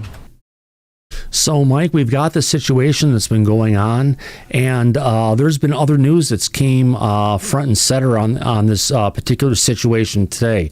More importantly, where we've had an account on Twitter that seemed to be talking about, reverse engineering technology and the different ways to go about it, and that account shut down within minutes, literally within minutes, and hasn't posted another post since. McCasland has vanished. Well, it's been alleged out there that this account was secretly run by McCasland.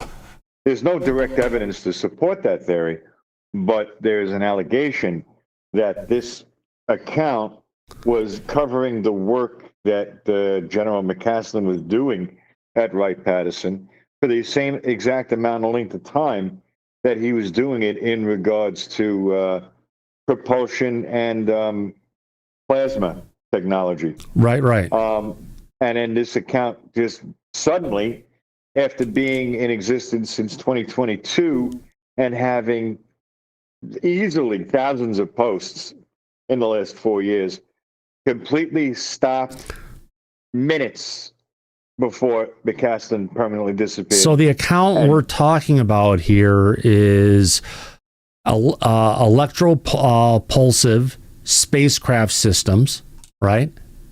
Right. And it says description is electropropulsive spacecraft and spacecraft systems manufacturing experience. Retired 38-year active duty USAF PhD engineer with the AFIT, AETC, AFMC, and UTOU.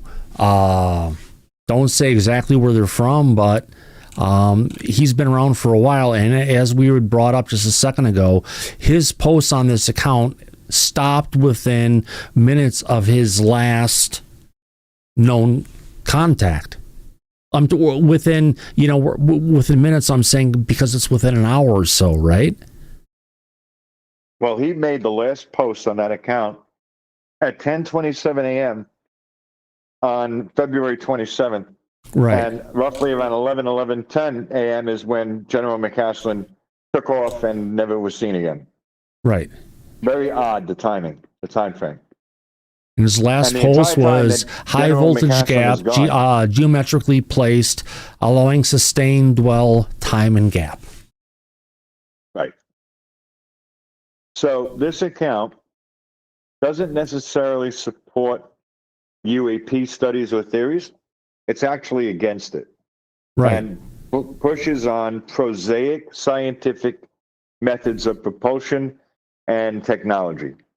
That's what this account, since it started in 2022, has been putting out there publicly. So could this potentially be then a disinformation account from someone who used to be involved in the program trying to take people and push them in a different direction?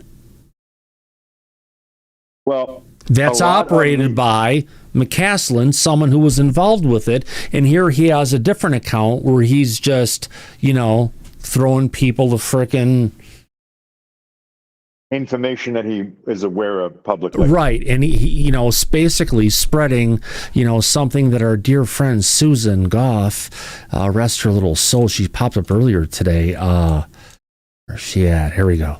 Yeah. Who would actually be really attracted to, because that's exactly what she does. Yeah. And it does, it makes sense. You have someone who used to be in a role something, and they're out there, they're retired, they're whatever, and they know they can't talk about something, but they can get in there and they know they can really stir the pot. And I wouldn't doubt that's what he would be doing. Yeah, I wouldn't doubt it as well. Plus, it's odd that if he left the house unexpectedly, that he would also make sure he's armed. That's not a coincidence. Yeah. It all ties in together. It's another piece of the puzzle. Well, I've got a clip here that's from the Weaponized podcast. General McCasland is definitely connected with UFOs, and Eric Burlison says that he could be killed. Well, if it's a message, it's going to be a strong one, because he vanished and he's gone. And it's for the amount of time that he's been gone, not a lot of hope, just being honest. Unless he magically pops up saying, oh, wow, I forgot who I was. Yeah, right. Let's play this clip. Here we go, folks. Right. Remove some names, death threats. If you didn't do X, remove some names from a sensitive document. Is that being blown out of proportion, or did that happen? So let me clarify. I didn't receive a death threat. I was told that there were two names on a list of people that I was looking through and I was warned to not reach out to those individuals because they have the capabilities and would have no problem having someone like me killed, which I found startling. But I've heard that in the narrative of this topic.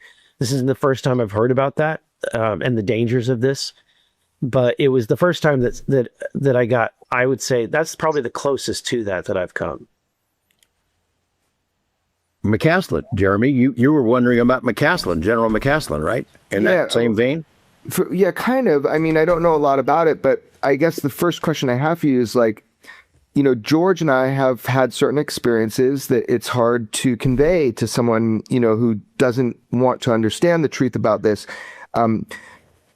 Do you believe that is true? So you've been told that you can be murdered or eliminated as a sitting congressperson.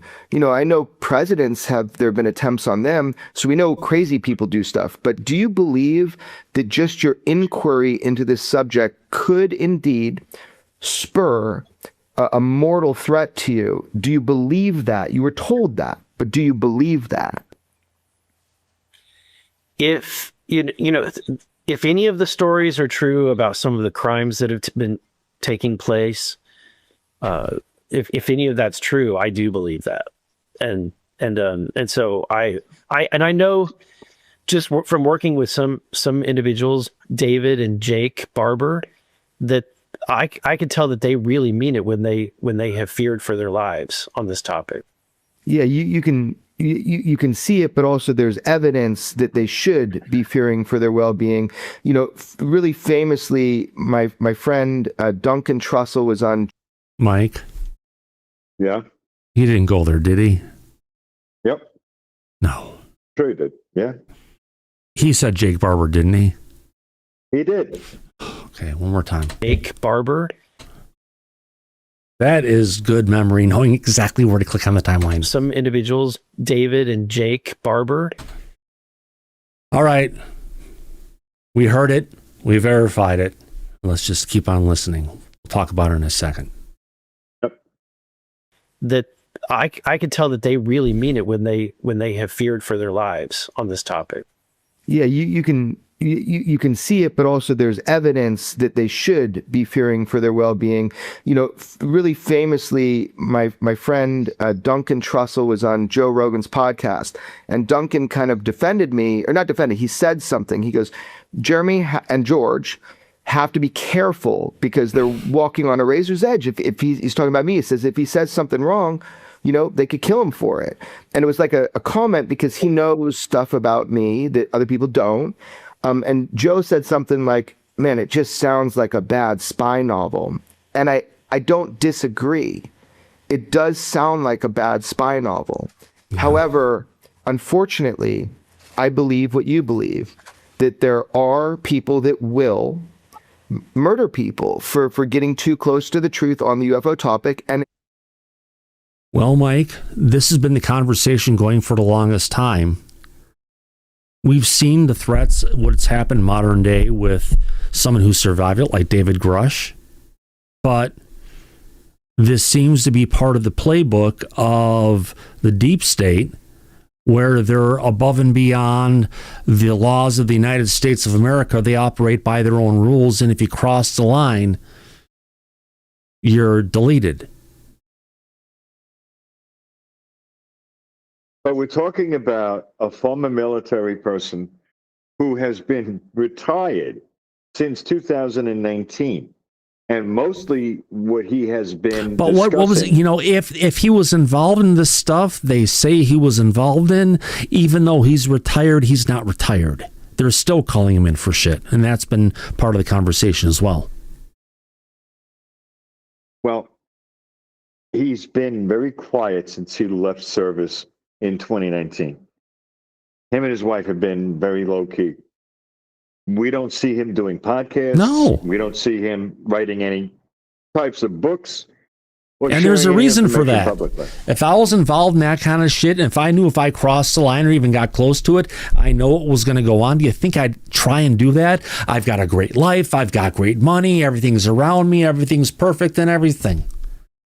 Unless you become mentally unstable or something to that degree, and you're willing to go ahead and get there. And it sounds like potentially some of the shit in the conversations, if that alt account was him, but he was still using it as a way to disinform people, which you can't get in trouble for, right? If he informed people, he would get in trouble. Right. So you could look at it and say everything that he said, think the opposite of what's possible. But he wasn't talking about exotic technology on that account for the past couple of years. He's dealing with prosaic technology, which there'd be no reason to kill him, talking about stuff that's already publicly known by other scientists as well. Yeah. So I don't see any motivation for somebody to go out of their way to target him and only him and make him disappear like that. There's no motive for that we're aware of. There isn't. He's not a threat, is what I'm trying to tell you. Now, David Grush, that's a different story. David has been publicly saying a lot of shit, and you and I were laughing about it privately because there were a few things that he slipped out in those recent interviews he did, and we don't believe he was entirely cleared to say. And he fucking said it anyway. because the man, as being an actual human being and not a robot, he gets pissed. He has a temper. He gets emotional. We know that. So I believe that anything that he put out there that was like really fringe may have been him just not giving a shit and putting it out there to put it out there. But you know what? Nothing happened to him. They haven't killed him. They haven't made him disappear. He's working with Jerry Bruckheimer. He's going to be releasing his own movie he's involved with next summer. After Spielberg's movie comes out this summer, David Grush's movie we'll see the following summer. So if they didn't go out of their way to kill David Grush at this point, Neil fucking McCasland? No, there's no reason or purpose for them to do that. The only thing that's possible is not what we know about the good general, maybe what we don't know. Yeah. And there still could be some things under a rock that we're not aware of that could have been him and being involved with that maybe, and you have to understand the time frame. There's another piece of this puzzle to the rabbit hole. Yeah, of course. This disappearance happened shortly after President Obama and now President Trump said that aliens are real. Right, and but there's been a walk back from the person, Mark Christopher Lee, the guy from the United Kingdom, who brought that information out at first, right? And he's gone ahead and walked back and said, well, that information wasn't exactly right. I shouldn't have said it. They're taking back from where it was. But Mike, all of that information has tied back to none other than Robert Bigelow, the guy who initially owned Skinwalker Ranch, the guy who had BAAS that was involved with the federal government, the DOD specifically, to go ahead and do all the dirty work for OSAP. Right, because the guy who OSAP says, they're walking among us, which is kind of where Spielberg is going. Well, the Spielberg film is all fiction. Gene, go ahead. He says it. That's what he says. And no shred of truth to it. Yeah. So I just think that with getting back to the McCasland disappearance, it's right around the same time that President Trump said that he will eventually disclose and declassify information on disclosure. Yeah. Maybe McCasland thought that would be an opportunity to bring something out, and it may have been too big of a threat for the powers that be to let him do that. Well, I've got an audio clip here. I've got an audio clip here of actually, Gene, did you want to say something first? Yeah. So I was just going to say the other side of that coin, though, is that with information being declassified, does it, what could McCasland have been concerned that his name comes out, becomes prominent as part of what is declassified, and he didn't want to deal with that? Yeah. So how would that end up in him then killing him? Well, we don't know he's been killed yet, though. Right. So we don't know that. But he left his iPhone, he left his iWatch, and he left his glasses, but he took his wallet and his gun. What kind of message does that send, Gene, from from a counterintelligence standpoint? He left his glasses, I would say, as a message. Yeah, he very well may have, if there is a relationship to be had to the president's announcement, that might be, my name's going to come out, and a lot of this stuff and a lot of the things I was involved in are going to come out, and I don't want to be responsible for the fallout. Yeah. I'm out of here. That makes sense. It does. We would need more information. But the problem is this.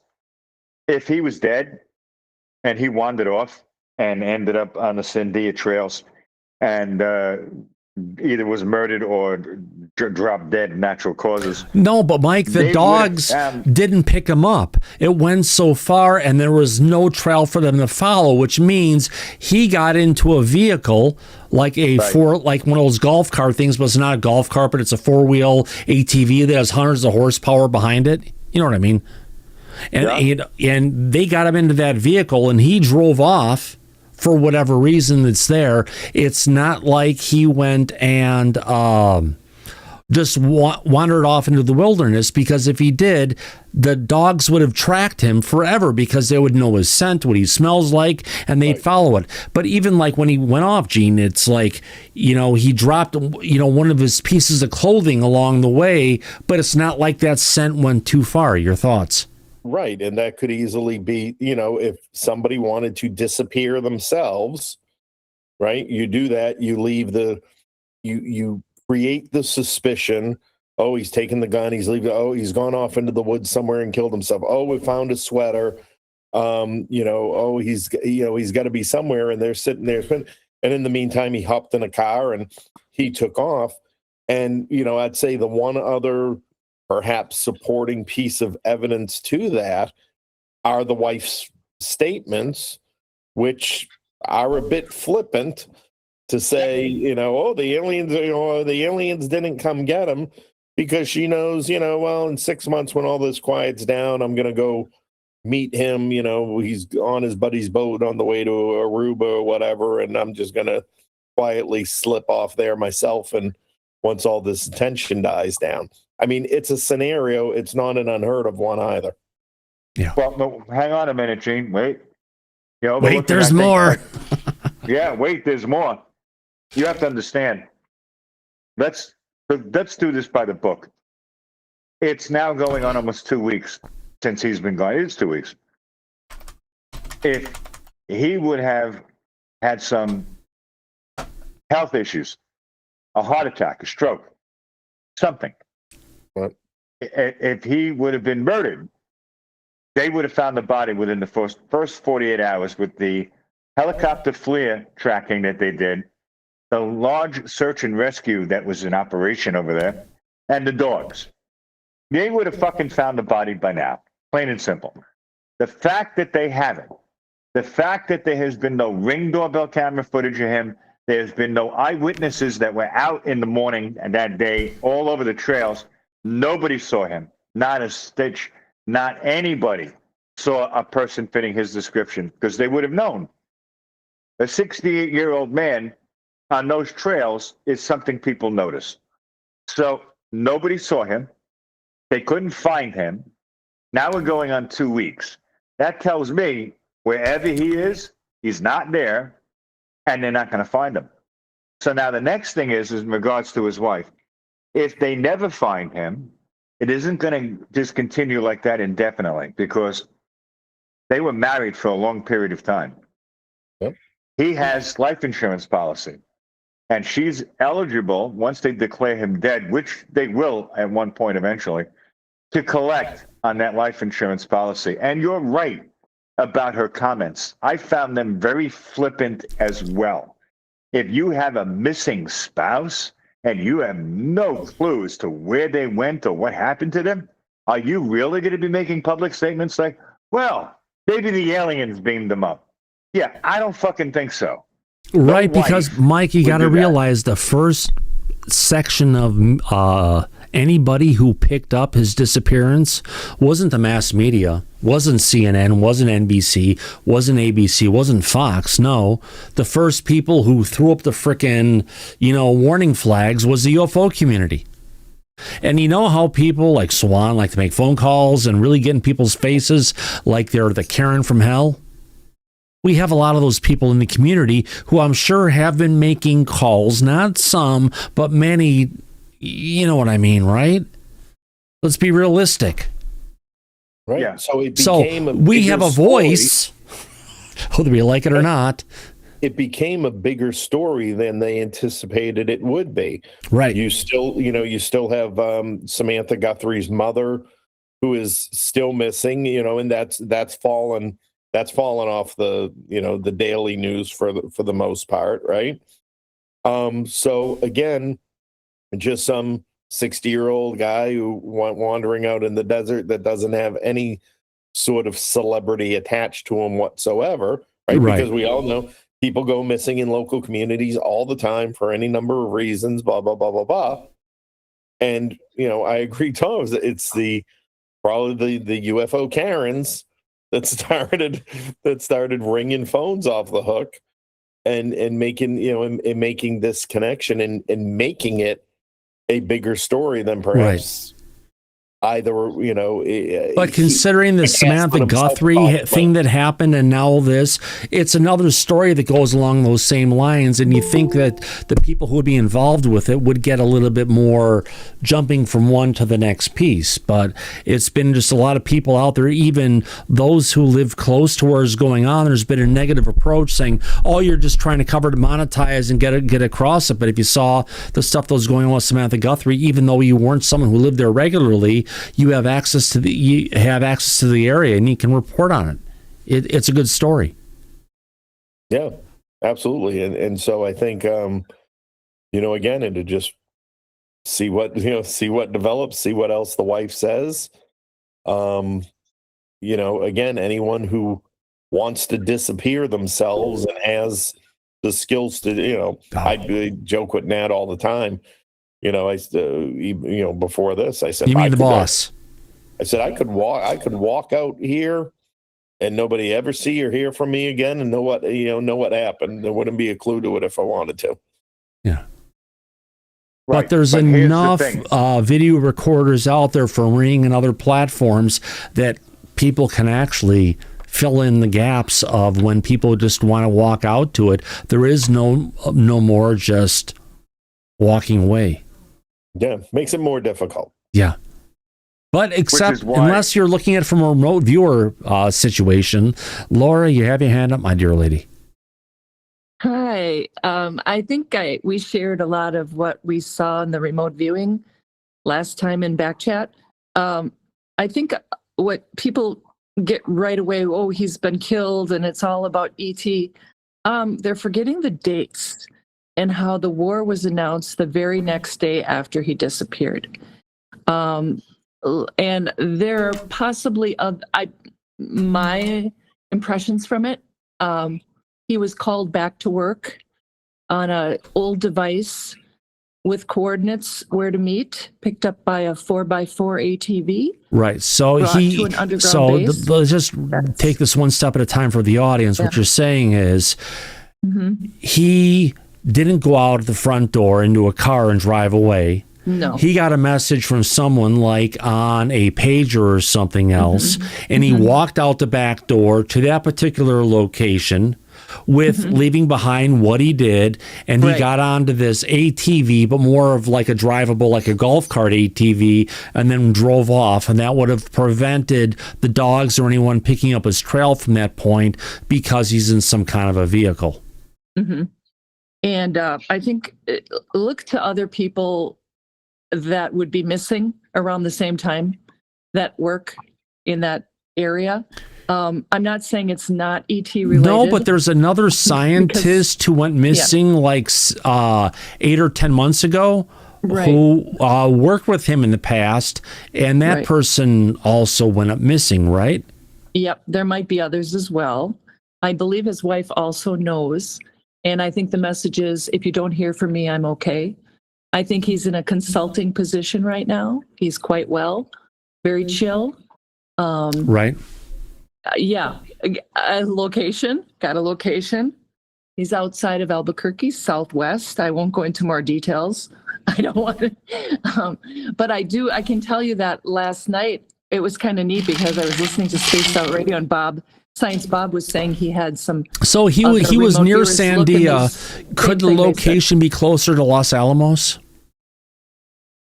I think mountains. Oftentimes, underground bases are put under mountains.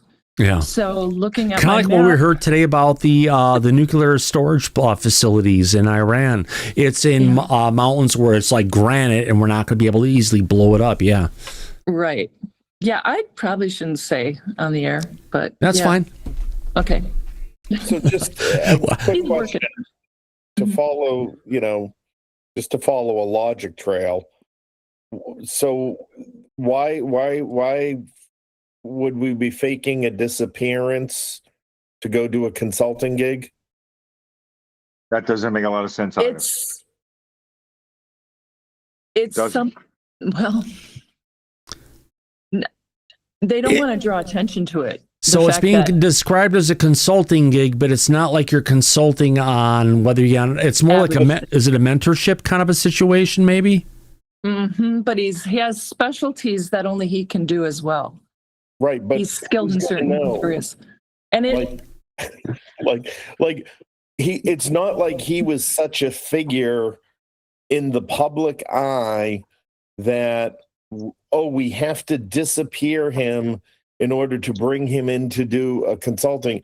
He's a 68-year-old guy with a 68-year-old guy with a professional background.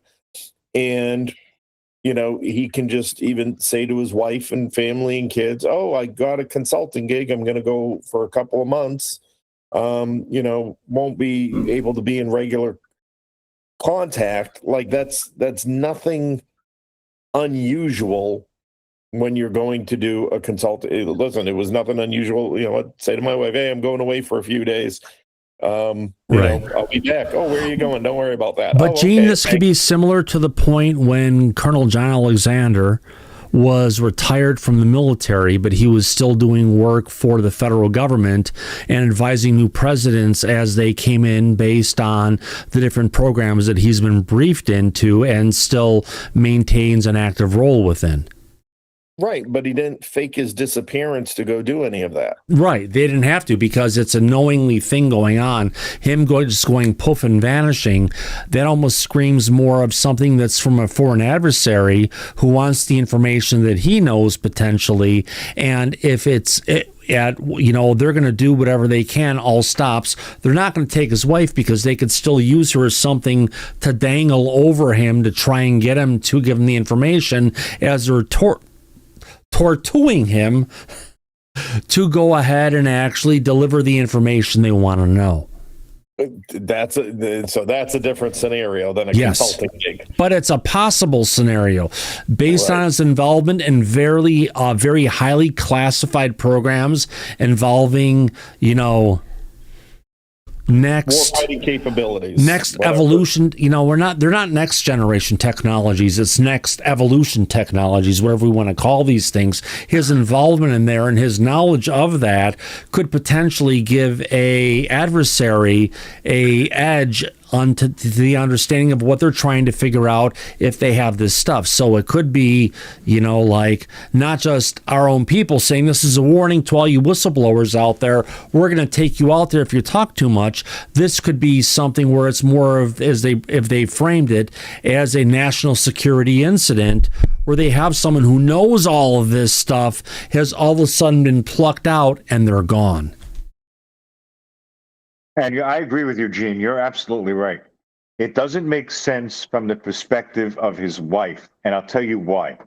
As far as she's concerned, the man that she's been married to for 40 plus years, she doesn't know if he's alive, dead, if he's ever going to come back. She knows none of that.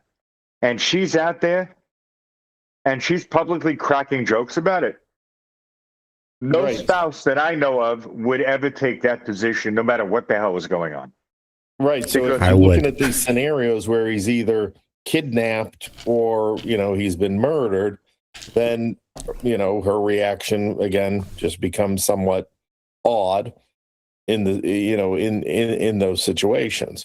If there's a scenario where he's gone back into U.S. government service, then there's no reason to cover up and create a cover story, of a disappearance because he went back into government service and went to go consult on a super duper top secret project. He could have just as easily just say we're, gone fishing with the boys for, 6 weeks, whatever. 6 months, a year, it doesn't matter. No one's watching. I'm going on sabbatical, as we say. Yeah, it just her attitude about this the whole time and not knowing anything about what happened to her husband after over 40 plus years is not normal for her to be making flippant and cracking jokes about it. Oh, maybe the aliens took him up. No, the wife should be half out of her mind wanting to know where he is and what happened. Right. Any family member would, but she's definitely not coming across publicly like that at all. So I'm with you on that, Gene. Right. So again, it's either purely a tragic accident has happened, something of his own doing, tragically, or intentionally disappearing himself because, and the reason to intentionally disappear yourself is because there is something you are trying to avoid and you're willing to leave everything behind in order to avoid it. Well, let's say he was doing that for a second, Gene. You would think if the wife was the one that was going to stay behind and he was planning on disappearing off the face of the earth, for whatever the reasons may be, he would have at least told her, don't look for me. You're not going to find me, but I'm going off grid. And no, but it's almost like they should disappear together, because if you're married to someone and you want to be with that someone forever, you don't go ahead and leave them behind. You go ahead and disappear as a couple, and now you're gone because you're living off in Bali or somewhere down in the Cocos Islands or wherever, down in Fiji. You finance it, and right? That's where the insurance comes in and selling the house. And, I'm going to go get a small condo in Bali. I believe on the insurance. I think they hope to reintegrate at some point in the future. They hope to. And how they're going to do that, I have no idea. Relocate to a different area, different identities. Are they going to say, he knocked his head and he was running around a different city, not knowing who he was? How is the government going to work that one out? And when I say consulting, I'm saying consulting on the highest possible level you could imagine. You would call it consulting, but it's more of being a patriot and taking the orders from your government and coming in, providing a leadership role to mentor different people. They're coming in who are part of this organization or the program that's going on, right? Big. Yes. Like satellite communication, but more than that. It's huge. And I'm glad he's doing it. I think it's a service that it sucks that it's all secret, but I'd hate to leave my husband and work like that. I think they're both heroes, if you think about it, Yeah. But in that particular situation, do you think his spouse would be totally oblivious to what's going on? No. I think they talked about it. They knew this was possible. I think I'm going to get activated one day, and if this happens, this is where we're going to be at. Don't worry about me. We're going to be good. Just know on the other side, we'll be back together again. Something like that, right? If I hear from you, yep. Otherwise, don't worry. And that letter, interestingly, we picked up that it was like she planned. It was well thought out, but stupid. I think that part about the Sandia Mountain was related to trying to get the community that's going to be like, maybe he was abducted, as just a diversion for those few people that would, be, but and there is an ET relation to this thing, which is like, it wasn't because of the announcement Trump went, is more war, but the war brought this aspect into it. He just wasn't involved with this stuff. He was involved with Elizondo and Hal Puthoff and Tom DeLonge at TTSA for what they were trying to do and bring forward. And they were going to say, he was in this particular role. No, he was in, if you want to call it, the modern disclosure movement that is set in play what we're dealing with today. I would say he's one of the architects. Yes, and I believe Linda Moulton Hull lives pretty darn close to him. What is she, 3/4 of a mile away or something? Yeah. Within the area. So I think they know each other and have talked. It's weird. Wow. It gets weird. Gotta wonder why they wouldn't have. Yeah.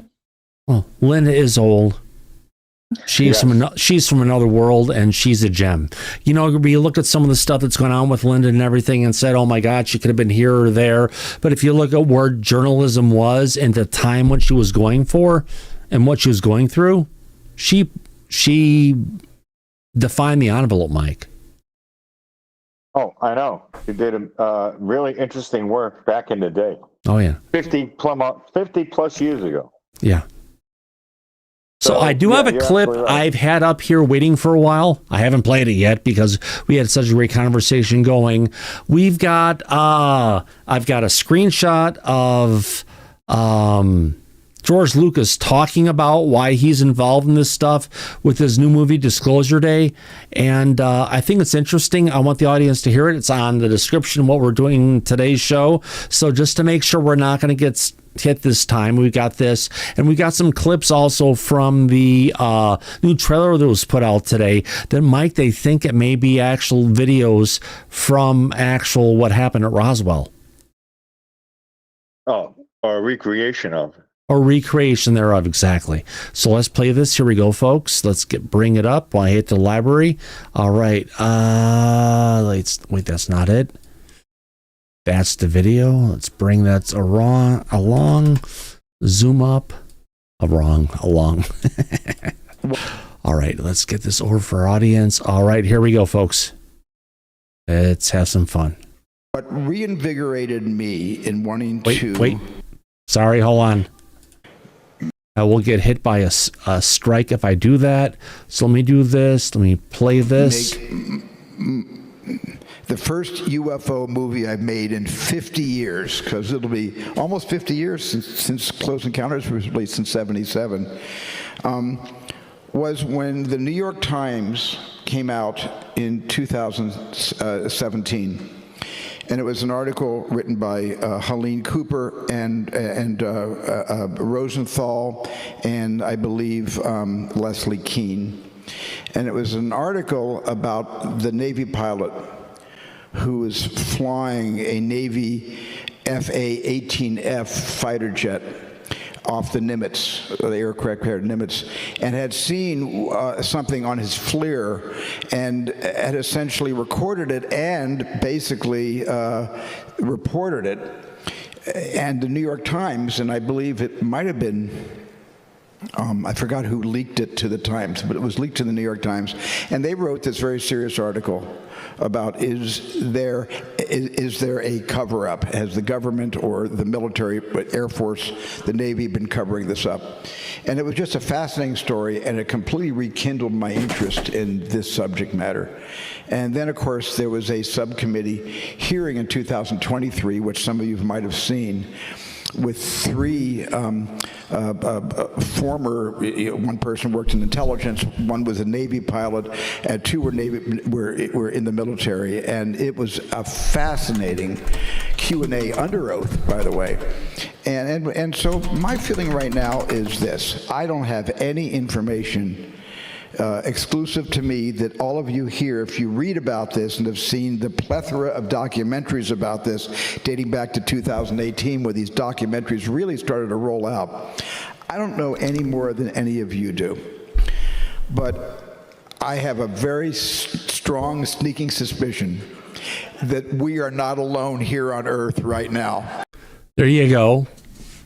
We are not alone here on Earth right now. Coming from, if I said George Lucas before, sorry, I had to be. It was from Steven Spielberg, right, Mike? Yes, correct.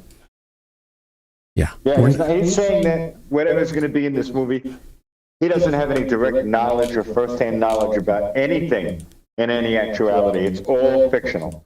That's what I heard him say just now. He doesn't know anything more than we know. Interesting, eh? Accurate, probably. Yeah. Which is not necessarily the case for any. He brought up the hearing with Grush, 2023. He mentioned the people who were there. That's not something you would think that Steven Spielberg would be paying attention to, but obviously he did, but he didn't want to name them. He didn't name Grush, he didn't name the people who were there. He didn't name the ATIP article in 2017 in the New York Times. He didn't call it out by name, but he did. He is aware of it. Yeah. So I don't know why he was like downplaying it, but what he's confirming for the audience and for us right now is that whatever's going to be in that movie It's fictional. Really fictional. It's Right. fictional. If we can't get away from fictional, getting back to reality, we've got a quick clip here of Eric Burlison on KNIM Talk Radio Television talking about the community told me the UAP investigations have jumped from the near bottom of their priority list almost to the very top.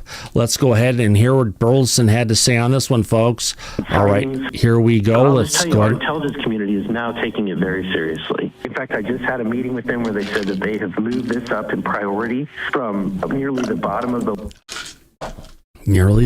list of priorities to almost the very top because of recent events and sightings. Recent events and sightings. What sightings, Mike, that have happened recently? None that I'm aware of. Nothing that they fucking told us about.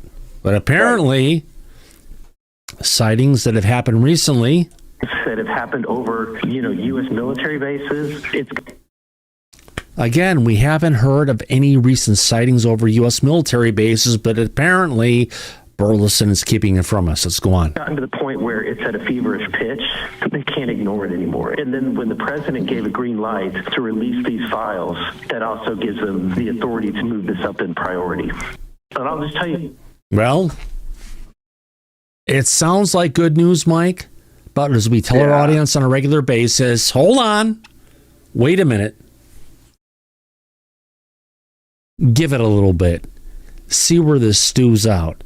If there's something that's it's going to happen, then you celebrate. Otherwise, it's just more bullshit in the cycle, right?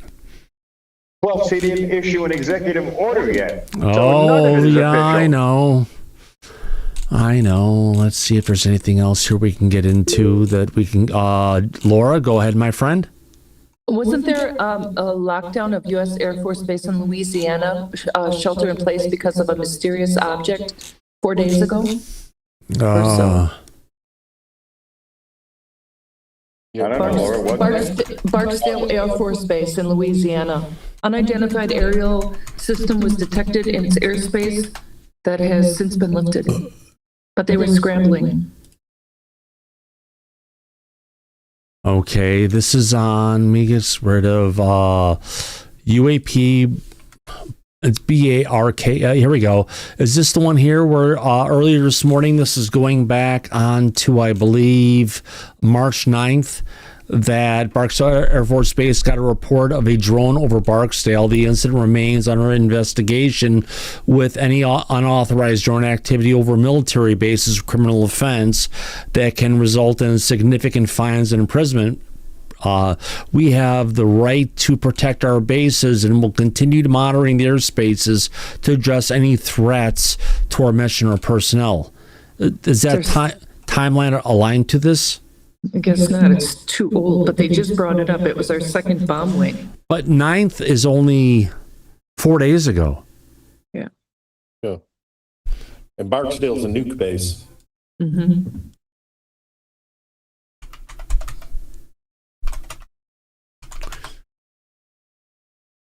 Go to latest. All right, 1950. The latest one we have is Barksdale. This is on the 12th, which is yesterday. Barksdale AFE lockdown after UFO exposed airspace security gaps and no intercept. We're doing transparency debates as Davis and Weinstein allege decades of UFO crash. And then there's a story on this coming from... I forget her name. Christina Gomez. Yeah, Christina Gomez. So I think it's about that same incident we saw from before, Laura. Okay, March 3rd. Yeah, from the 3rd. Nothing ever happens in real time, unfortunately. All right, everybody. Let's put this up here, and I want to go ahead. Thank you, everybody, for coming out to this episode of Disclosure tonight. Yeah, we've gone an extra freaking 20 minutes, but you know what? Our audience deserves it. We still have stuff we haven't covered, so we will be back tomorrow, Saturday, at 2 p.m. Pacific or 10 p.m. London time, my friends. Actually, I think it's, Andy, is it an hour early or an hour later? It'll be an hour earlier. All right, so 9 p.m. London time tomorrow. We'll be back to go ahead and have another episode of Disclosure tonight. At least this week and next week. We'll be out of sync. We'll be back in sync soon, my friends. And I want to thank everybody for coming out. And as we usually say at the end of every episode of Disclosure tonight, eyes open, no fear, be safe, everybody. But go back to Party City where you belong. Absolutely. We'll catch you in the flip side. Good night, everybody. See you soon. Take care now. Bye-bye.